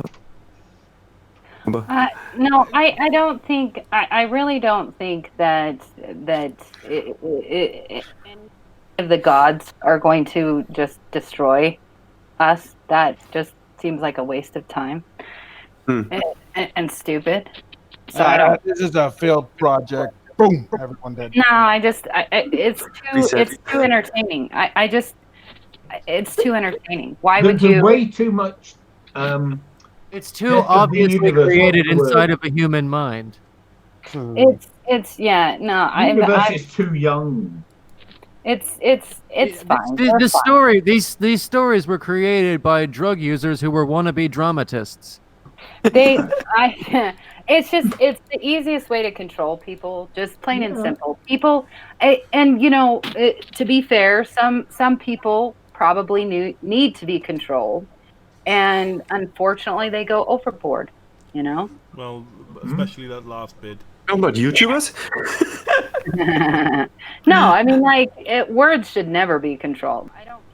I watched the Dave Chappelle special. And so funny.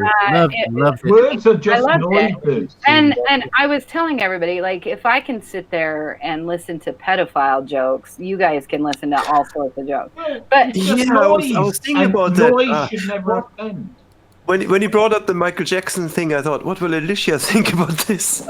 It was so funny. I literally thought that, you know. Dude, I was laughing so hard because the way he did it was so classic. Twisting. It's perspective twisting, and that's where the humor is.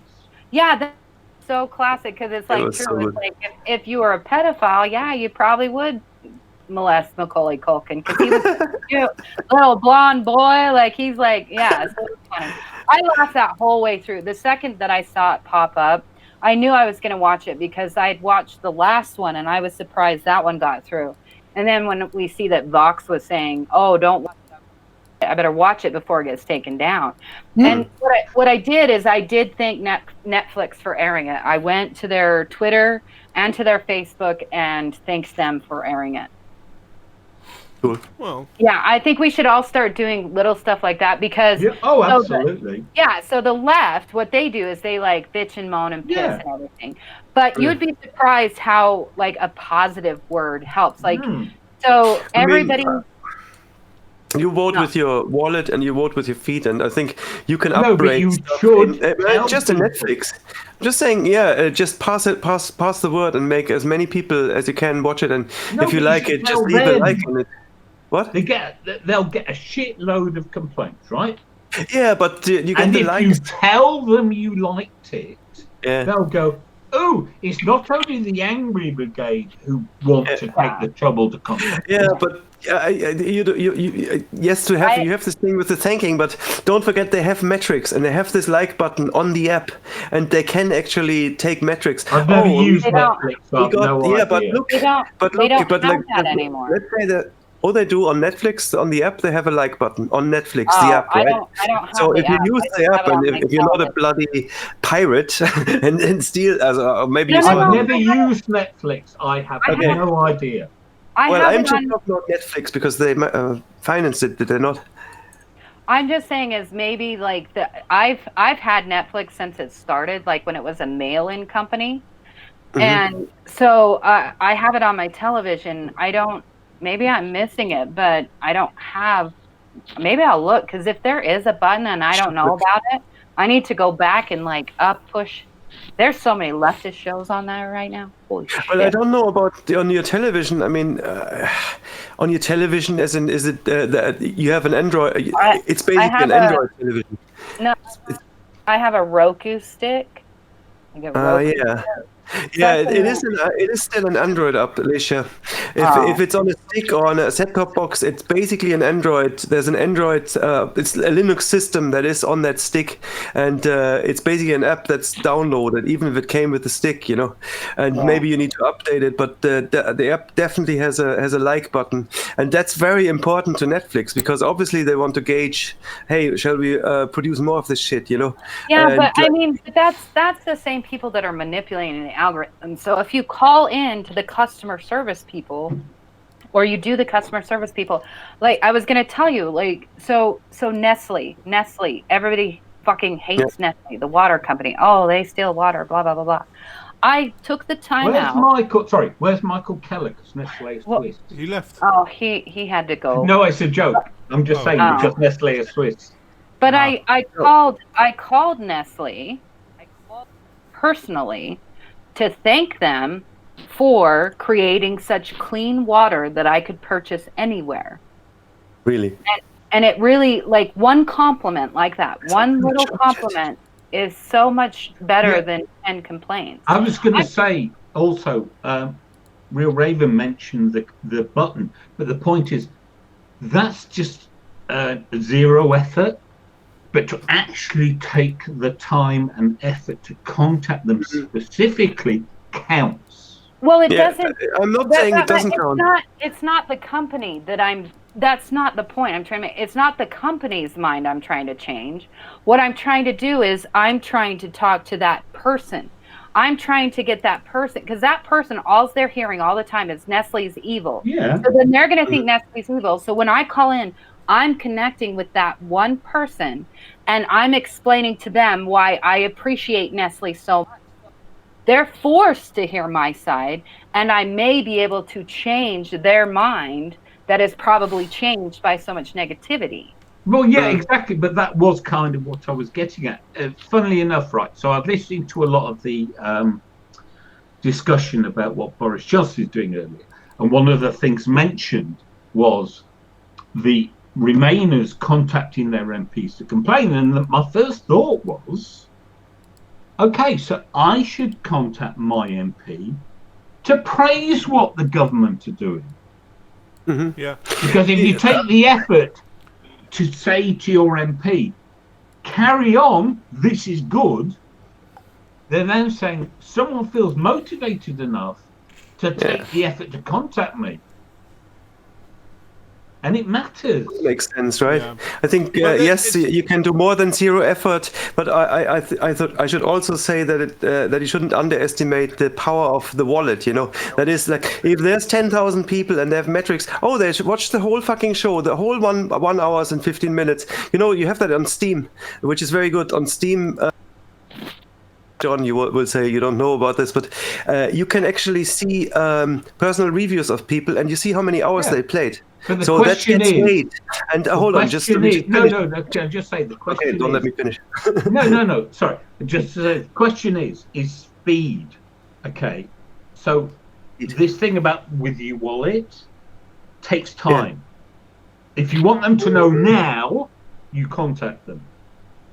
Well, maybe. I don't know. It's speed. I mean, I heard on Tim Pool's show day before yesterday that Dave Chappelle had the show out on Netflix. I watched it yesterday and I clicked like. So, that was pretty much instant, one day after it came out. So if you see, let me just finish my... Hey, okay, it's not woke. It's very criticized by all these people. But it doesn't matter. There's 10 million paying customers who watched the whole show and watched the extra show reel, and they liked it. So who cares? We're making profit here. No, right? I agree. But the point is, you can only do the math on the finance and the pay with your wallet over time. Yeah, and sometimes if it's viral or really good, then you can do the math very quickly. Oh. This thing explodes, Wait, Real Raven. Remember what the razor company guy, he said that losing all that money was worth it.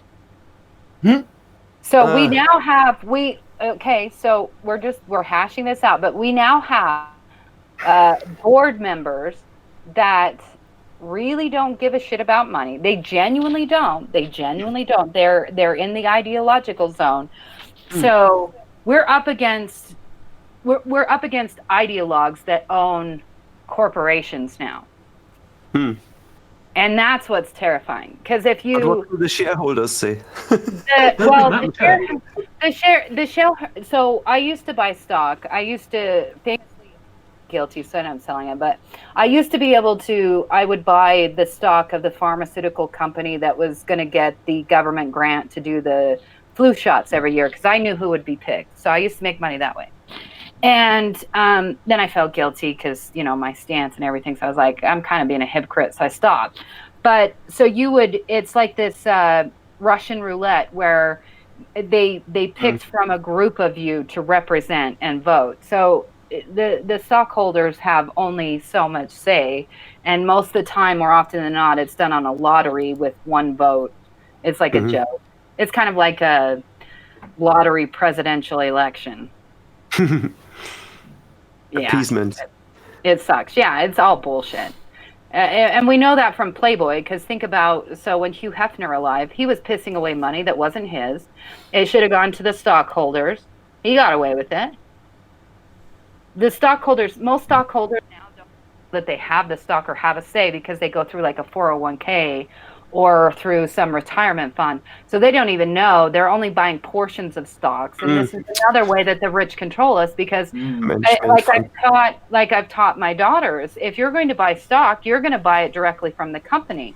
That way you can cut out the middlemen, you know which stocks you have, and you will be able to vote. Yeah, and in the UK, so many stocks are controlled by things like pension funds.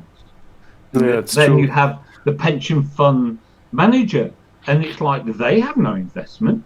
God, we lost so many thousands in the end 90s. It was crazy, like through pension funds in Ireland. It's crazy. Yeah, that's the whole point. Is that the way the elites? I hate to use that term, but so the elites know what they're doing. They've rigged the game where people genuinely have no voice. So the only voice that we have is on the little people. And so if we can get enough little people to believe what we believe, we can at least stand a chance to stop this in their tracks. You know what reminds me of? Sorry, let's begin the Ungoi rebellion immediately. No. Do you know what reminds me of? Fight Club. Yeah. Fight Club. Even though that's like a postmodern piece of artwork. No. But the argument was, if all your working people or your regular people care about something, then the elite actually rely on those regular people and so are powerless. Yeah, it's the old story I tell people. So all the truck drivers, they use CB radios, right, in the United States. They passed a bill where they had to pay for a license. Not one showed up. They didn't pay for it. They carried on as if it didn't exist. So what did they do? They ended up reversing the bill. A law is literally only as good as people that follow the law. Yeah. So no matter what law they pass, if nobody follows it, then it's fine. It's like people in Korea. You cannot smoke outside. You can't. But all the men, they just go to the side street and they smoke. Mm-hmm. And so people will find a way. Yeah. Exactly. It's why prohibition doesn't work. It's why, Yeah. But, I think there's this subculture knows get woke, go broke. And I think we might be very close. We might be not very close, but we might be very close. Maybe 1 year, maybe 2 years, maybe 5 years, until the normies get it. Yeah, get woke, go broke. And they'll, maybe suddenly it's the majority that thinks, oh, that's cringe. Yeah, you're talking points of cringe. Yeah, you need the staying power, don't you? Yeah, there's so many examples in history where we may not be able to change the entire system, but we can change one little thing at a time. I'm sorry, but the socialists have done such a great job with this. Think about it. Think about how good of a job the socialists did and have done by one little step at a time. Or like gay rights, right? Mm-hmm. So you have the gay rights movement. Gays, you guys don't have the numbers, but what did you do? You changed one mind at a time, and slowly but surely, all of a sudden, gay people can get married. They don't have the numbers, they don't have the power, they don't have the influence, but what they did is they humanized themselves among the greater population, and then they finally got to get married. That's Can I give you a little anecdote? Mhm. So, like, my mum's 85 or something, and she was telling me about some friends of theirs. And she was saying, oh, you know, because my mum and dad were always into the amateur dramatics when I was young. Gilbert and Sullivan's particularly, but all kinds of stuff, right? And they would say, oh, in the amateur dramatic company, this is way back in the 70s and 80s, there was a particular couple, and she said, oh, it's obvious he was gay. And she said to me, and she said this recently, she said, oh, and we were like, we all knew and no one cared. And it's like, you know, and they were like, my mum, let's say, who's that old, is like, you know, couldn't understand the discrimination. And then the question comes, who actually cares about the discrimination? And the chances are it's not a majority. The chances are it's just, you know, an influential group or whatever. And that's what it's like. It's like you get these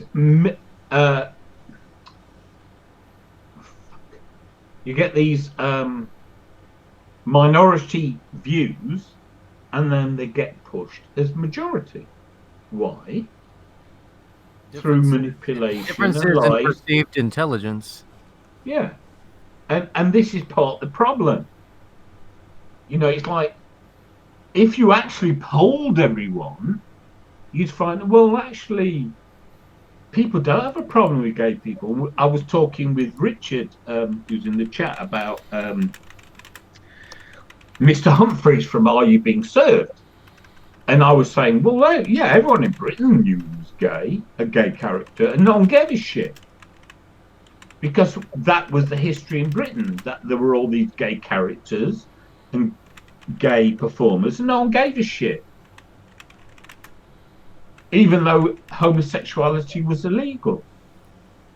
Why was homosexuality illegal? Who fucking knows? It's just the way that the powers that be had made it. You know what I mean? It's like perhaps 80% of the people, I can't say 100%, 8% of the people couldn't give a shit. And yet it's illegal. Yeah, but the thing is that legality and illegality are strange in a way anyway, because look at the concept of hate speech laws. The legality or illegality of words. Well, all hate speech laws are bullshit. Well, yes, obviously, and I agree. But at the same time, there are people who are actually making serious arguments to ban certain concepts. Concepts that no longer than 2 years ago they were standing behind. Yeah, they're all ideologues. Only ideologues care. And usually they don't even understand why they care. They just have been taught to care. They have been. Right, they're not very good psychologists, even self-psychologists. No. Well, what I find worrying, though, talking about psychologists, psychiatrists, if you look at what the American Psychology Association and the American Psychiatric Association have been putting out in the last few years, it makes me worry for my field of work. Yeah. Oh, yeah. It's absolutely scary. And you want to talk about it? Oh yeah, sure. At least I know that Trump is worse than Hitler, Mao, and we can probably combined. I'm sorry, Smirkus, what did you say, mate? We probably couldn't even discuss it in one stream. No, well, but short example. Oh, yeah, go on. you guys know that I work in psychiatric healthcare, right? Yep. Now, not every one of you might know this, but the primary group I work with are people with autism. Like me. And there's honestly nothing wrong with people with autism. They need a little bit of help learning to recognize certain behavioral patterns. It's not that they don't want to, it's that they don't always recognize them. This is because autism is a development issue. Okay. Knowing that, other than that, is autism a problem? No, I've seen kids with autism go to university. And I'm not joking, I know people that are doctors in economics that have autism, that I worked with. So, nothing negative about people with autism. The important thing is the development issue. Autism is a development, disturbed development issue. Now, if we look at gender dysphoria is also a development issue. Most kids of, let's say, 3, 4, 5 years old will go through a phase that these left-wing ideologues will say, oh, see, that boy wants to be a girl. No, he's just... Girl wants to be a boy. Yeah, indeed. But no, he's just exploring what it is to be him or her. Now, people with autism do this too, but often do this at a later age because their emotional development is slower than that of the average person. Again, this is not a positive, negative thing. It's more, this is what happens. Some people it just is this way. It just is. Some people walk faster, some people run faster, some people develop faster. This is getting very close to my situation. Keep going. Now, there's a new thing that's happening. Gender dysphoria has been going around for quite a while, and we noticed that gender dysphoria is far more likely to happen in people suffering from autism. Now, we know that gender dysphoria is basically an identity problem. We also know that people with autism have more of a problem creating their own identity, because you need to understand who you are. And that understanding doesn't come automatically. It doesn't come automatically for anyone. You need to learn this. This is part of the development of yourself. And with people with autism, this goes slower. This is why, on average, an autist with the physical age of 15 is quite often at an emotional age of 2-3 years. This is not a negative thing. I'm not saying they're as stupid or as smart as a 2 or 3 year old. I'm saying their emotional development is as a 2 or 3 year old. That's not the same thing. They can be brilliant at a lot of things, but the understanding of behavioral patterns isn't one of them. Are we talking about classical autists here? Or we're talking about all forms of autism. Autism, Asperger, PDD-NOS. It happens in all of them, MCDD. Actually, I can't say that anymore because nowadays we don't call them Asperger or PDD-NOS or MCDD. Now they are all suffering from autism spectrum syndrome. Because... autistic spectrum disorder. Yeah. The Dutch acronym is so much better because then I'm an ass. Then I'm an ass. So whenever somebody calls me an ass, I can go, I thank you for your understanding. Yes, indeed. I liked it too, to be honest. But the first time I saw it, I'm like, okay, somebody didn't really think about this, but it's a good idea. Oh yeah, my dad pointed it out. What we are seeing is that now, in the Western world, there's this thing called rapid onset gender dysphoria. The whole thing is a contradictive interminus, and yet it is happening. How is that possible? Well, it's possible because the media is pushing the idea that if you're different, it could be because you are a woman in a boy's body or a boy in a woman's body. And now imagine that you have a development issue wherein you have... That's kinky. Where you have absolutely no idea who you are. So you don't know who you are, and then people say, well, you're a boy, right? You don't know who you are? That's probably because you're a girl inside. So we see a rise of gender dysphoria in people with autism. in my work, I mean, I've seen 7 kids in my work with gender dysphoria since I've started working there. I've worked there for 20 years. 5 of them are in the last few years. This applies to me as well. Yeah. Like 100%. What I find absolutely appalling is that we don't have an idea how to deal with it.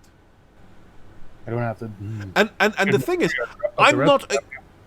I'm sorry, Smirkus. What did you say, mate? I said I don't have the gender thing, but the rest of it is pretty accurate. Yeah.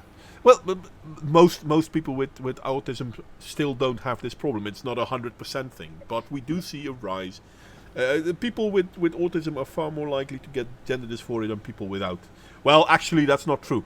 The biggest group at risk are people that have liberal parents. Yes, and that's not even a joke, for fuck's sake. But anyway, we know that rapid onset gender dysphoria is a thing. Yet at the same time, the way we deal with gender dysphoria in our line of work is we ignore it. It's not our piece to deal with.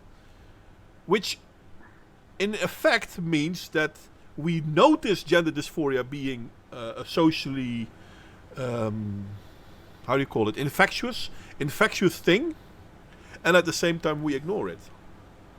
And why are we ignoring it? Because it's not politically correct. Now I can do a stream. We ignore it because we consider gender dysphoric cases to be hopeless. But they're not hopeless. And listen, there are people who go look at people like Blair White. Yeah, I am not in favor of gender dysphoria.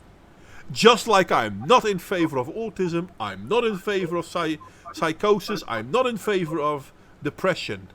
This in no way means that I'm against these people. If you suffer from something, then this is an issue and you need to be helped with it. It doesn't diminish you as a person. Mm-hmm. So I don't have a problem with people who are gender dysphoric.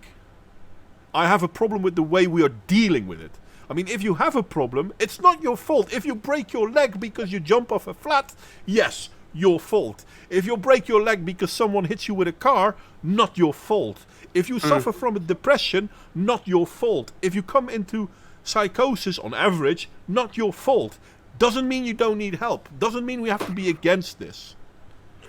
But even within the field of medicine that is specifically tailored to deal with these issues, we're ignoring gender dysphoria. Yeah, the other problem is that it's being hijacked by political activists and like some psychopaths as well. And I mean, if you look at Blair White, she actually calls those people out like this Janif person, terrible person. Janif is not a transgender. Janif is just he's just a criminal. Freeloader. He's a freeloader. He's a criminal. He's gaining the system. He's not gender dysphoric.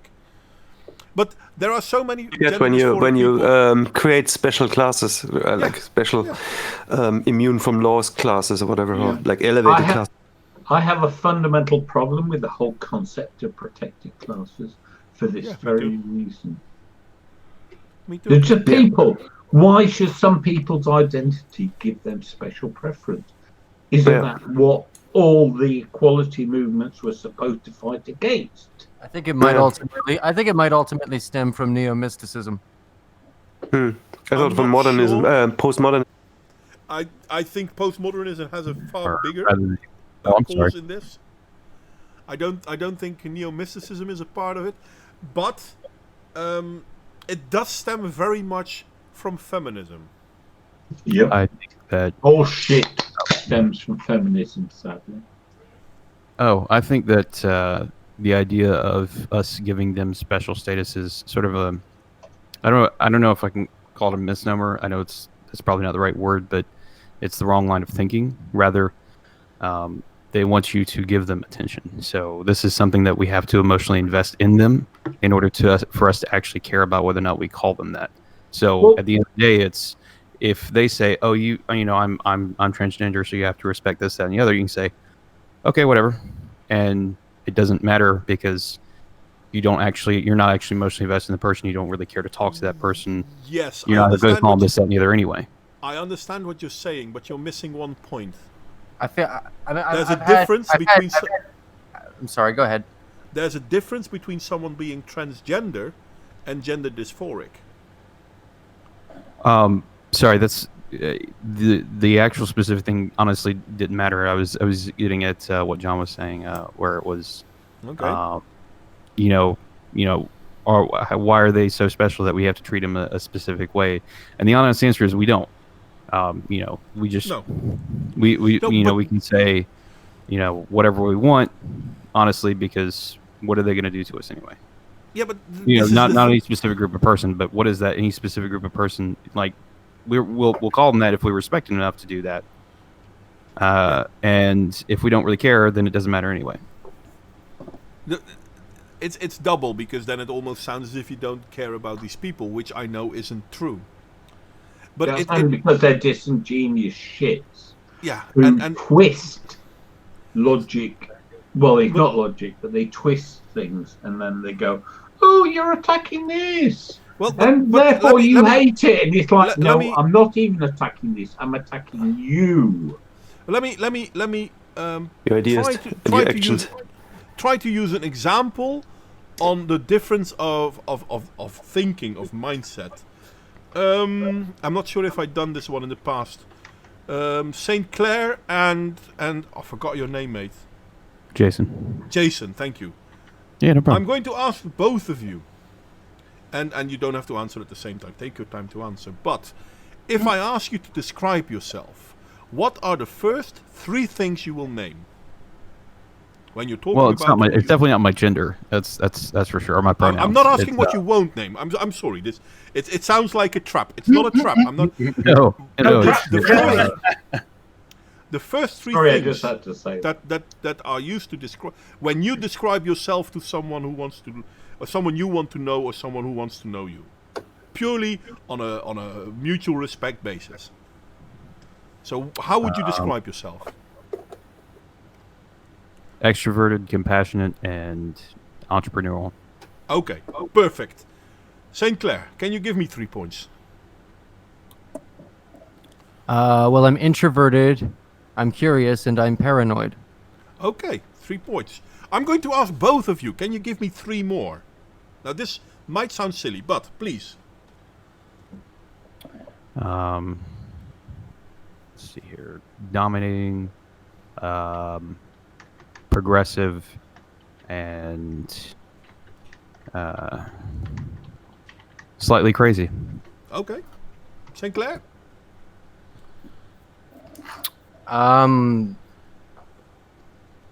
Submissive. Well, he said dominant. He's laughing.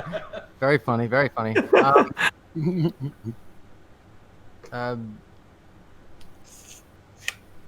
Compassionate. I'm very compassionate, and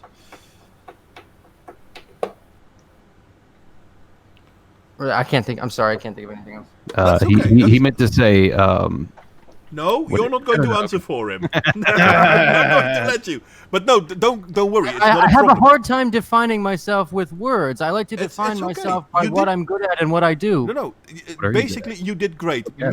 Basically, what it boils down to is, if you're going to meet someone, how will you identify yourself towards him so that they know who you are? Oh dear God. No, we get the point. Okay, I'm going to ask the same for John, because he already said, "Oh, those 3 points were me." John, 3 more points then. And I'm later just toxic. saying that the inquisitive and the paranoid fit me perfectly. So Okay. It's like, oh my God, I'm listening to myself. But can you give me 3 more points? Well, I'm almost agoraphobic. But I also love interacting with strangers, which is weird. It's like, I don't like going outside, but when I go outside, I love interacting with people. It's like, I have this utter contradiction inside myself. I know how you feel. I feel exactly the same way. Yeah, that's perfectly all right. Smurkus, can you give me 5 points because the rest had 6 already. Can you give me 5? What about how I describe myself? If you were to describe yourself, you're meeting someone new, they're interested in you, you're interested in them, purely on a respectful basis. I always hate the introductory crap, man, because I'm It like, is. "Ah, I I'm understand. depressed and I have autism and I'm pretty much a good guy, but a piece of crap. You would still mention your Honest. autism, right? I'm ambiverted, actually. I can be quite Ambiverted? introverted when Oh, around new okay. people, but as soon as I get to know them and Yeah. then I Okay. become extroverted. Okay. Now I'm going to be 5%. really, really nasty. Hmm. You go How ahead. many of you mentioned your sex? No, I pointed this out earlier. How many of you... I- so go on then. No, none of us did. I don't think. How many of you mentioned your sexual preference? None. Who cares? Pronouns. Now Yeah. imagine No. asking the same question to the average gender dysphoric person. Oh, yeah. Imagine the Or first an 3 answers they SJW. will give you. These You are my guys, pronouns. you have a personality, and your personality leads your life. And there are aspects in your personality, the fact that you are gay, or the fact that you're hetero, the fact that you like dogs or cats. These are all aspects. They're not the primary driver of your personality. This whole This is not true for conversation, this whole conversation is reminding me of that Rick and Morty thing. Nobody exists on purpose. Nobody belongs anywhere. Everyone's going to die. Just do what you want. I would say that that's somebody who's like if you talk to somebody who is has terminal cancer and is in terrible pain, then you might talk about that, you know. So what I'm saying is that maybe what you're saying is that they're preoccupied with their specialized form of suffering, right? Yes, but Created they're an not identity from that. suffering from pain. They're not suffering from. Well, They're whatever, creating you know, they're creating mental an suffering. identity to fill the emptiness. Although, yeah, but there must be some sort of a suffering, right? A mental thing that keeps your mind fixed. Describe that as suffering, as you know, it's maybe not a physical pain, you know, maybe not even something that they appreciate as suffering, you know. It is. Listen, even someone, for example, Smirkus has autism. He did mention it. Yep. It wasn't the first thing he mentioned, but he did mention it because it's an important part of who he is. He didn't stand still on it because he went on immediately. It's not the first thing. It's not the most primary thing, but it's The something first thing was that I was depressed. Yeah? Okay. The more you look into people, the more you find out who they are, the broader a person becomes. But people with gender dysphoria, the more you go into the person, the more narrow they become. And this is also the difference between someone suffering from gender dysphoria and a transgender. Because if we look Is that your experience, Modwin? I'm sorry. I mean, I don't know if I believe it, but if you look, well, my personal experience definitely. But if you read the how do you call it, the literature. Thank you about it. Then this is something that you see coming back a lot. But for example, if you look at people like Blair White knows who she is. I have no problem calling him or her she. Blair White is a she. She went all the way to do it. She's not really a woman because that's unfortunately how biology works. But for all intents and purposes, that's who she is. Yeah. Yeah. She doesn't come out to people to tell her, "Hey, I'm a woman." No, she behaves like a woman. She portrays herself. She puts herself down as a woman. That thing is not spoken about because it's obvious.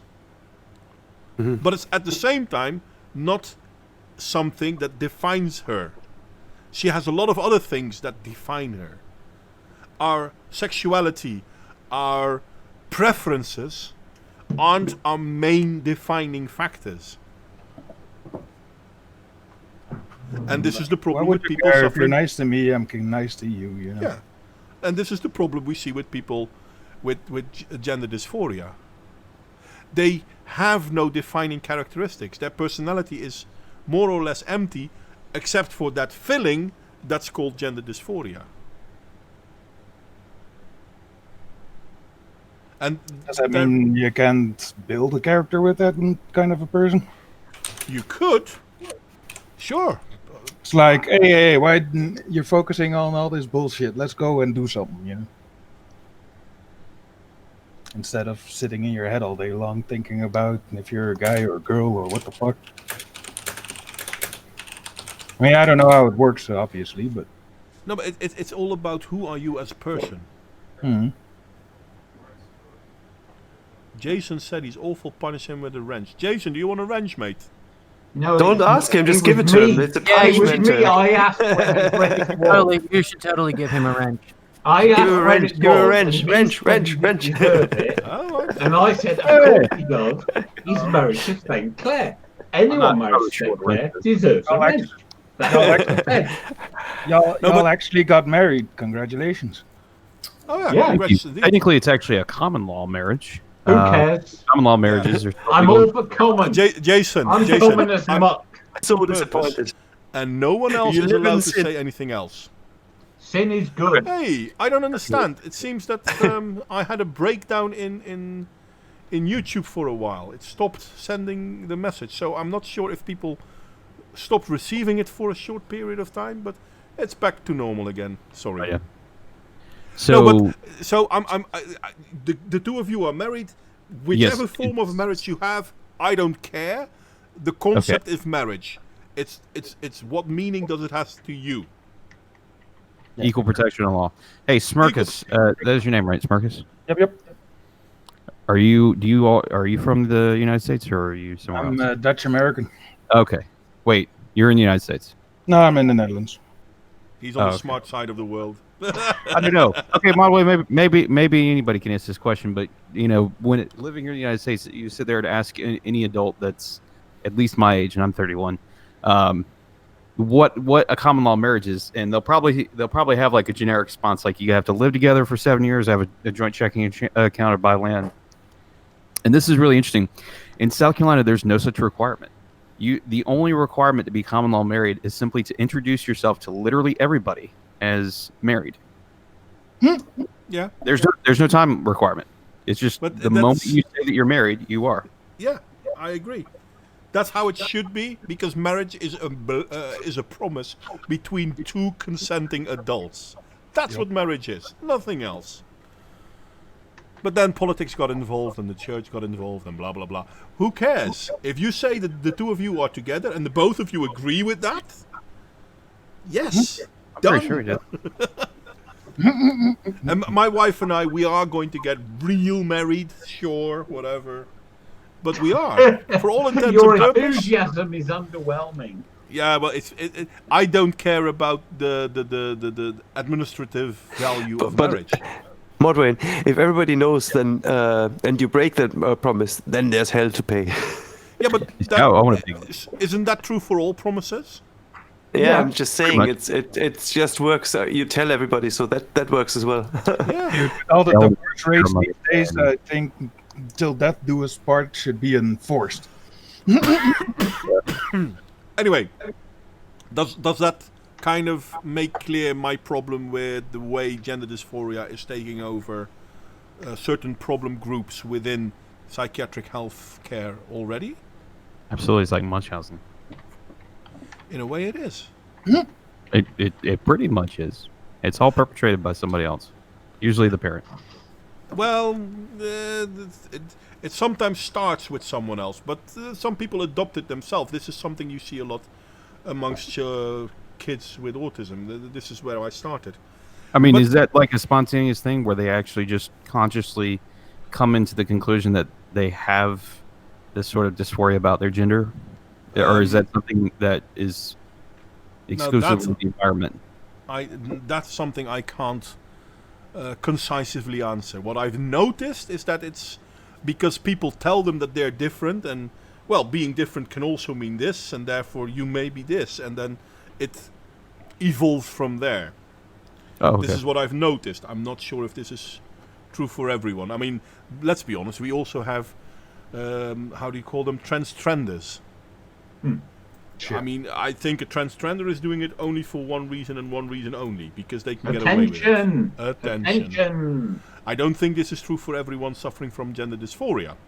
But here's the thing, Modwing. Okay, It's a Yanniv person I'm again. I'm different, and no one will believe it. But I actually have read a lot of literature which tells me I'm different, but I'm different in highly non-visible ways. And they're not bad ways or good ways or in different ways. They're just not normal. Yeah. You know, I can't visualize.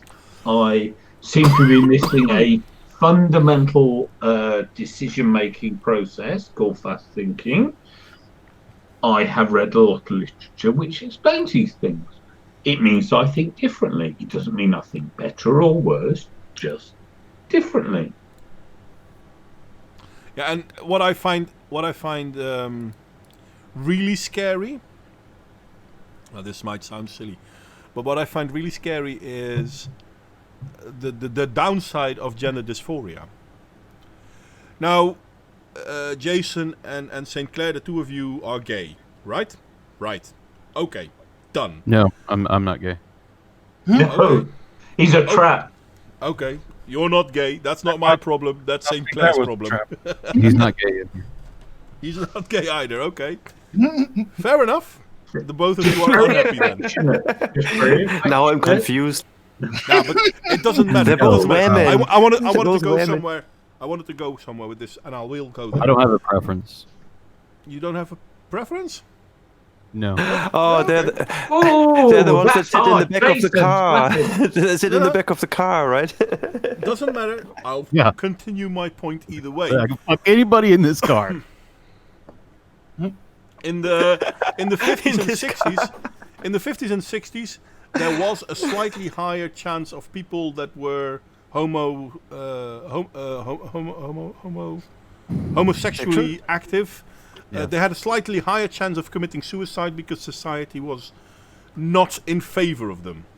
And in the UK, it was illegal. You could go to prison. Yes. Well, not just in the UK. There were more countries like that, even in the Netherlands. Oh, I'm just Well, saying. in the But United States too. I mean, in the United Kingdom, it was illegal. Alan Turing, when they found out he was gay, they gave him three choices. He could either commit suicide, go to prison for the No, rest of his do you know what the worst thing or get was? put on hormones. Do you know what the worst Wow. thing was? His war work was a state secret, so no one knew about it. Right. I know that. Fuck. Yeah, which is quite unfair. It's a and national disgrace. It is. They waited until the war was over to get the news out that he was gay because he was so useful. No, it was the 1950s before he was prosecuted for being gay because of a lewd act in a gentleman's facility, i.e. toilet. But the point is that when they found out he was being prosecuted, the powers that be could have whispered to the judge, let this one off. But they didn't. But back to my point. The chance of people being homosexual committing suicide was higher than average. I'm not saying a lot higher, but it was higher than average. What we saw is that at the moment homosexuality was societally more accepted, those suicide numbers dwindled fast. Because there was less societal I actually have pressure. that picture in front of me right now. Sorry? Yeah, I pulled that picture up on my phone on. Yeah, because you guys talked about it. I'm like, okay, share this one. Yeah, Munchausen syndrome by proxy. Yeah. Yeah. I pulled that picture up on my phone. When I was like, I saw this earlier today. This is relevant. This is totally relevant. Yeah. But let me continue with my small story. We see that with the acceptance of homosexuality, suicide numbers in the homosexual community started dwindling. Are we seeing the same with transgender, gender dysphoric people? No. Nope. On average, they commit 40% of them commit suicide. Did that number go down because of acceptance of gender dysphoria? I don't think so. No. It didn't go down. Because where homosexuality is a preference, it's not an identity thing. But gender dysphoria is an identity thing. And if you don't have an identity, I mean, it's like depression. the more pressure you have on, I don't belong, I'm nobody, the harder it becomes to keep going. Oh yeah. And that's the real danger of gender dysphoria. Gender dysphoria's problem isn't that people think they're a girl or a boy. The problem is that they don't know who they are. And if we can't address that, that will cause them to commit suicide. Okay. Way more than depression does. Now, I disagree with the point whenever I think that there actually is a point when people can't come back, and that is when they actually commit chemical suicide. When they actually become another person. I don't understand what you mean with that, sorry. Like hormones. Like when they begin the hormone replacement therapy after they've Oh, done don't worry, that doesn't do anything. It doesn't change their mindset. It's a point of no return. I mean, they've destroyed their body effectively, but it doesn't change their gender dysphoria. Indeed, Richard I don't Pryor, think that's what I'm trying to say. Does it change them from what are you trying to say then? I'm sorry. I might. I mean, it is 2 a.m. So I might be a bit slow. St. Clair said, "Does it change personality characteristics?" And it obviously it should. By but not enough. By virtue of the introduction of hormones that are enough hormones that they shouldn't have. No, the change isn't that profound.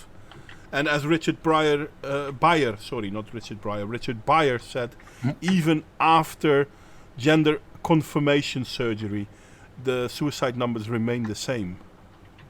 It's not. I guess the question is, personality-wise, is a person like Blair White the same person they are as when they started? Oh, Blair White changed a lot. Probably. No, Blair White has fundamentally changed her position in the last 3 years. Yeah, but I don't think as a person she changed a lot. Well, it depends what you mean by person. Listen, if you are convinced that you're a woman... Yeah, but that's the point. She was talking about retransitioning. She was talking about not being transsexual.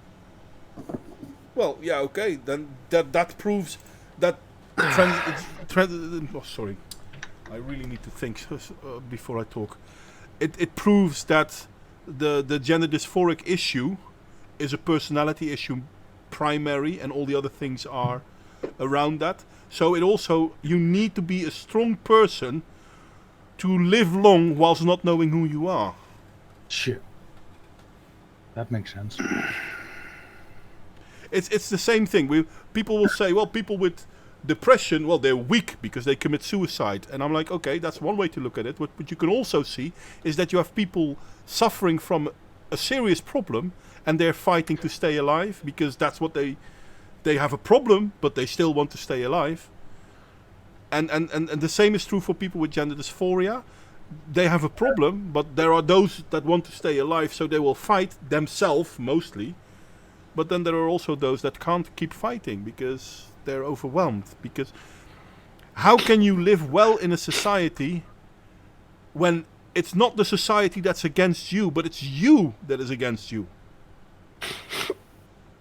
And I always have this discussion about suicide, and I'm like, well, it takes a certain amount of suck before you can actually override your first basic instinct to stay alive. Exactly. I'm with you. I'm with you on that, Smokers. So I hear a lot of people shitting on people.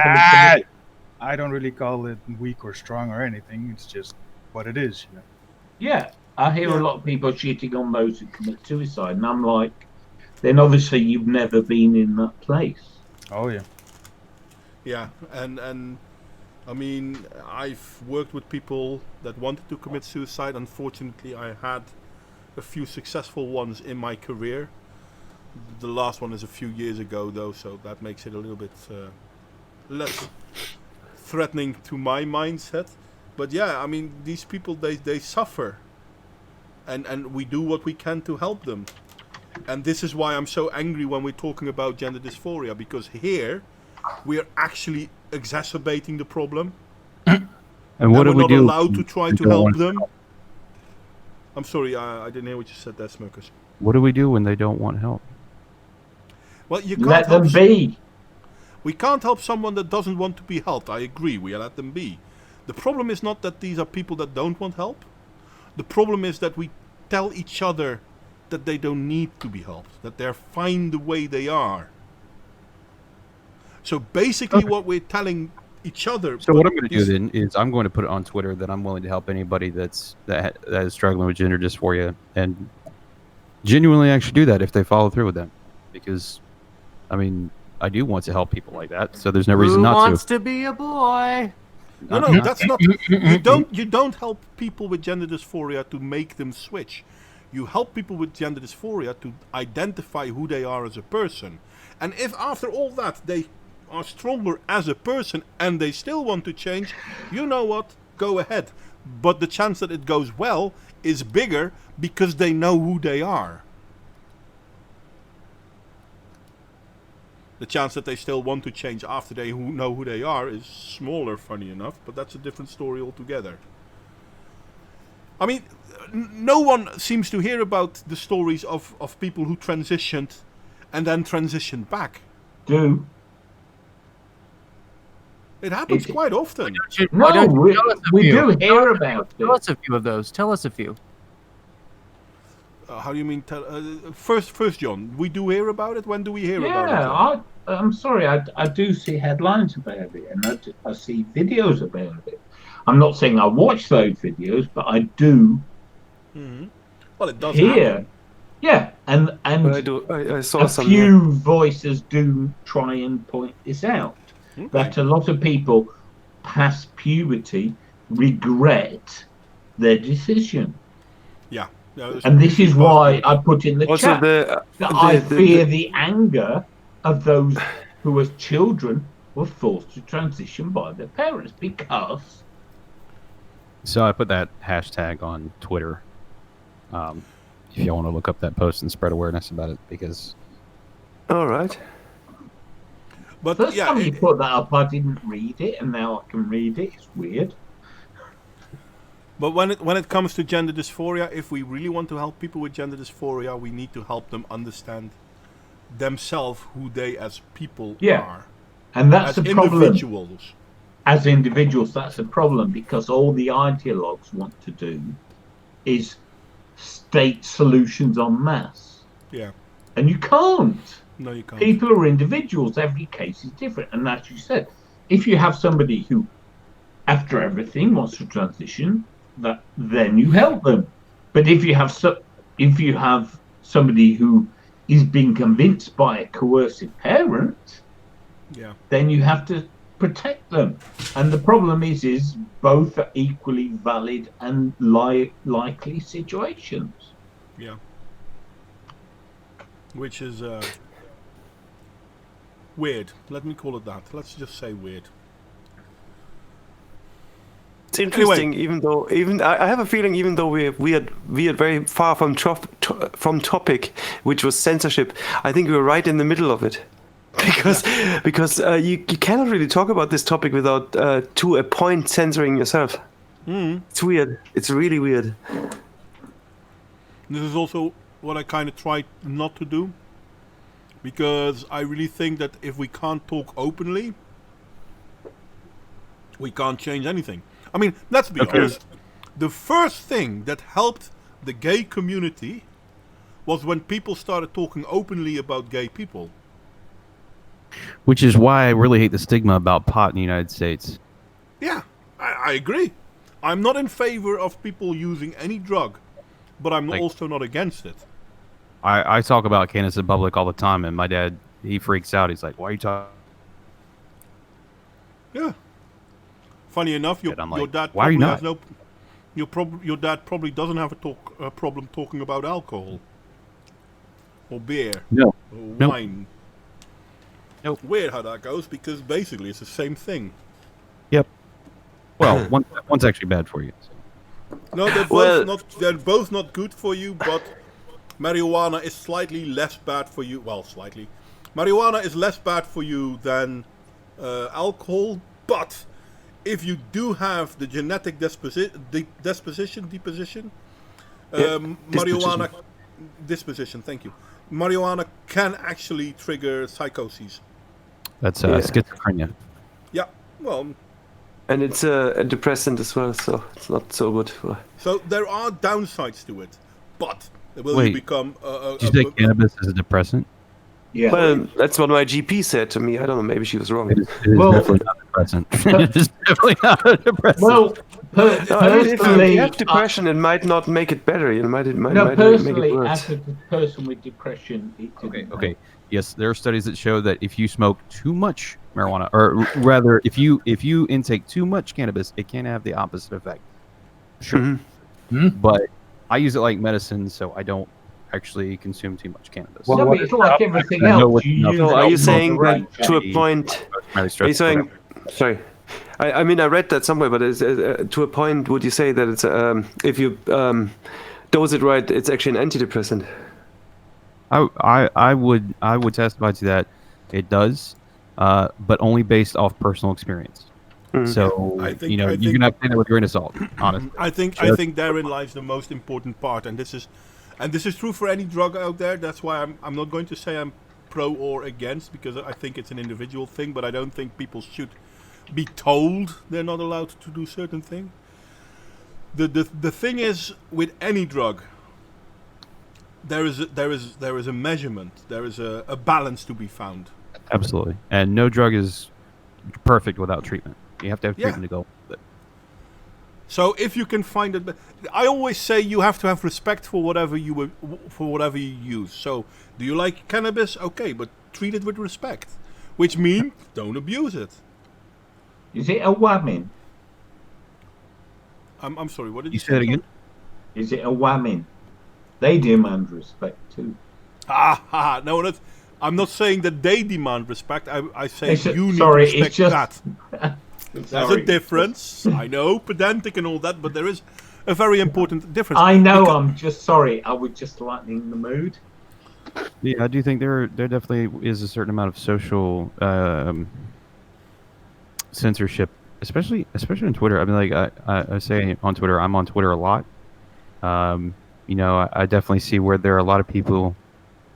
There are a lot of people that I follow that clearly have gender dysphoria, and they admit to it at some point in time. But they also don't really seem to that like the end goal for them is always to transition. It's never to try to identify themselves on any basic level. They always just receive from and then you know that they're going echo to fail. chamber that they drop themselves into. Yeah, and then you know they're going to fail because the end goal should not be transitioning. The end goal should be, who am I? The problem is most people are cognitively lazy. And I fucking hate beauty surgeons, and I hope they all die in hell. Yeah. Well, for that, in this case, I would say yes. I won't say always. There are good things they do, but I know what I said. I hope they go to hell and then die. I don't. yes. They burn first. But And then burn as forever. I say, the problem is most people are cognitively lazy. So if you have a problem and Yo, I someone solve presents it. you Oh, sorry. an easy solution, Give them DMT. then they will take it. That's why so many of the people with dysphoria or think they have dysphoria want to transition because it is an easy solution They don't have to do anything. cognitively. Yeah, they don't have Oh, to do I'll anything. just do this and then I will feel the same. Everything will be all right. Funny That is- enough, it's the same thing when we talk about people who want to lose weight. Everyone wants to lose weight, but how many people want to actually work for it? No one. But if I can get a pill to help me lose weight, well, hey, Or a gastric. indeed, or a gastric bypass, which shouldn't be done that often anyway. I mean, unless you have a metabolic system problem, then yeah, sure. Anyway, I'm getting all riled up. Good. Yes. But this is an important topic. So yeah, no, seriously, guys, if you want to bring it back one day, then yeah, sure, we can talk about this more in depth. If you want to bring people that you think might give me a different point of view, by all means, go ahead. I mean, I know what it. I studied the effects of that kind of stuff whenever I was in school. for medical assisting, but I never actually finished my degree, so I can't, completely qualify myself as an expert. But I do know what most substances have very specific effects on you, like for example, like mushrooms. Mm-hmm. They release an extraordinary amount of serotonin into your brain. So Well, depending on the mushroom. yeah, Magic mushroom. yeah, mushrooms with psilocybin, basically. Mm-hmm. Which is why you shouldn't take mushrooms if you're already taking an SSRI. What's that? Oh yeah, I saw that on the ayahuasca sites. Inhibitor. It actually causes you to die. Yeah, what What? is it, though? Yeah. Yep. But the way to replace your serotonin after you're off the mushroom trip is to eat carbs. Just eat a lot of carbs. Your body. That's where your body can and does turn carbs into serotonin. So. Really? Cool. Yes. Is that the munchies? Is it? Yeah. Whenever you come down, you should take a vitamin C tablet before you start, or a multivitamin at least, and then after you come down, you just eat a bunch of carbs, and that's what it is. Or just don't take. After my psilocybin trip, I was fucked for like 4 days, man. Oh my god. Yeah, that's why I have to agree with John on this one. I highly you just respect. don't. I highly respect psilocybin. It's the only reason I developed an identity at all. I'm sorry. No, I don't believe you. I just like psychedelics, to be honest. Well, it's entirely possible to eat the mushrooms without, having the, the hallucinations and stuff like that. I don't. I've seen some good results in the scientific thing with cluster migraines and microdosing. Microdosing can be very useful for some people. It's very detrimental for others, but for most part, that's the key. the only thing that really Very important point you made there. Things are good for some people and bad it's for good. others. It's good for far fewer people than cannabis is, because what mushrooms do is it just intensifies whatever you're currently feeling. Basically, it takes it multiplies it by a factor of some crazy large number. I don't really agree. Wow. Anyway, I've been depressed most of my life, and every time I had shrooms, I was feeling pretty. Ready, willing to accept the side effects of it, including the massive serotonin release into your brain, which Well, it's more like I before I took shrooms, I looked up a bunch of experiences from people, and the conclusion was basically, if you think you're gonna like have a bad trip, you're gonna have a bad trip. absolutely. Well, I just never thought about that. And I've had a bad trip before. I'd still recommend it to anybody, Oh yeah, hell yeah. unless you're taking an SSRI or significant have significant heart health problems or Then wean yourself off. seriously old. And that's anyway, what people, the I am EMT sorry. said at I am home. interrupting you guys. It is a Oh, quarter I'm sorry. past 2 a.m. in the middle of nowhere. No, that's not true, but it is in the Netherlands. Oh, And I love you the know, Netherlands. I really enjoyed our talk. I really did, and I'm really like to thank everyone who participated, even though Toxic already has left us, unfortunately. I am going to call it quits, though. I hope you don't mind. Just really quick, Modway, just 1 second. I don't condone the use of drugs, and I don't think anybody on here does. You shouldn't do drugs. Don't do drugs. Okay. Whatever.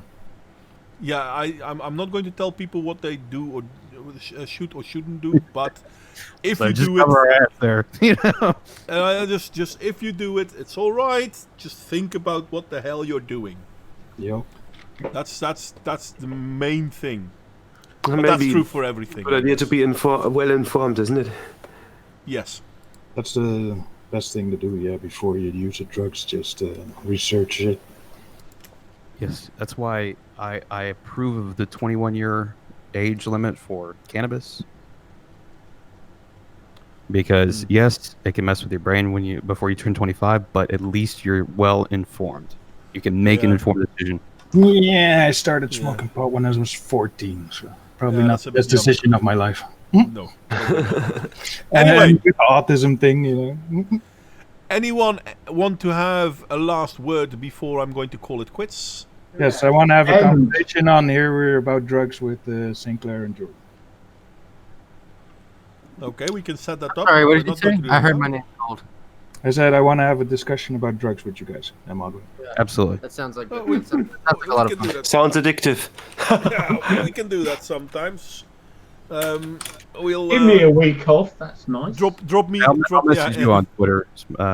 Drop a line in Modwayne's House of Fun on Twitter or Discord and keep the fire burning, and we'll do that. Oh, yeah, look at Keep my the channel. fire burning. I like it. Videos. Wait, what? I like I just it. followed you, Jordan, I think. Let me see if there's anything for me. Sky John. Just remember, kids, don't take drugs. They're bad for the brain. Leave them all to me. Anyway, Yeah, give them all to Real Raven. Because give them all to Real he's Raven. music. Real Raven, do you want to have any famous last words? Famous last words. Resist the censorship, whatever you do. And, just to sum it up, persist and resist. And call it out when you're censored. I think you should at least share the experience with as many people as possible and open their eyes to censorship. I think that's good. You can even turn that into a win then. Okay, That's guys, Jason Yep. is asking you to check his channel out, so click on his name and then you can go to his channel. Jason, any last words? Again, if anybody has problems with their gender dysphoria and really wants somebody to talk about it, I'm here, and I will do. The doctor's mantra: do no harm. I will help you as best I possibly can. Get your resources, get you in touch with people who actually can help, and et cetera, et cetera. Well, Serious. good luck Serious. with that. I'm not sure if a lot of people with gender dysphoria unfortunately listen to my stream, but maybe one or two do. And What if they have a few problem with somebody people else's watching. gender dysphoria? Can they talk to you too? Yeah. you can't? Half serious. I was kind of half serious. Let's say anybody if your talk daughter about has a gender dysphoria and you suffer from it, would you talk to that person as well? I would talk to anybody about anything. Actually, Sorry. I would talk to anybody about anything. Actually, no topic. Okay, cool. Because it can actually be a problem, just to come to terms with that. I mean, reality is just what it gets down to. I mean, life's too short to worry about it. So, if you want to talk about something, let's talk. I'll listen. I'll at the very least just listen. I mean, I'm not saying I'll say anything back to it. I'm not saying I'll be able to help you, but I'll listen. I'm kind of like that as well. St. Clair, you want to have something to add?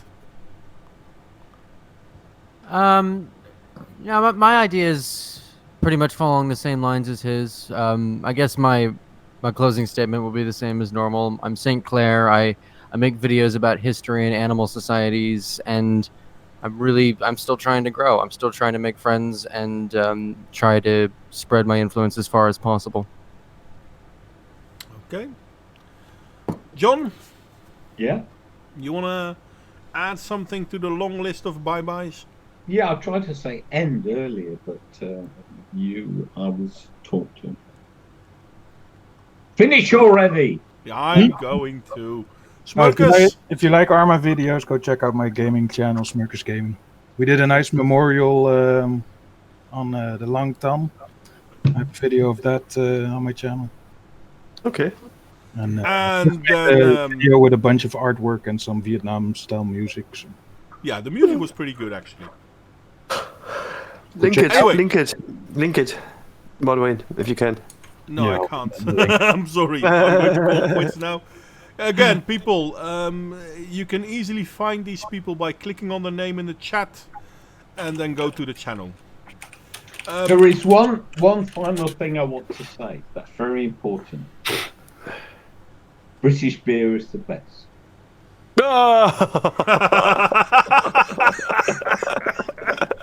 Oh, it's you're going to give me a heart attack like that, The mate. German Don't do Hefeweizen that. is much better. No way. Anyway, Hefeweizen. British beer is the best. It is. I would No. like to It's thank a everyone. fact, and I that don't joined care what us. these heathens. I'm These going to ignore what foreigners John want says to because say. it's rubbish. Thank you all for joining us. We had You're a not great time. wrong. see you all next time. Bye bye, Anxious and Richard and Renovatio and all the other people that unfortunately are no longer with us because they left. They're not dead. They just left. You had me worried there. And I hope to see you all next week. And this weekend, John and I will fart our way Explain around better something or why other. English beer is best. Okay, but you know what? No, that's a topic for no. that's a topic for Saturday. Off the Why stream. English piss English beer is better bad. than real beer. No. You can take like the Michael all you like. I've drunk Heineken.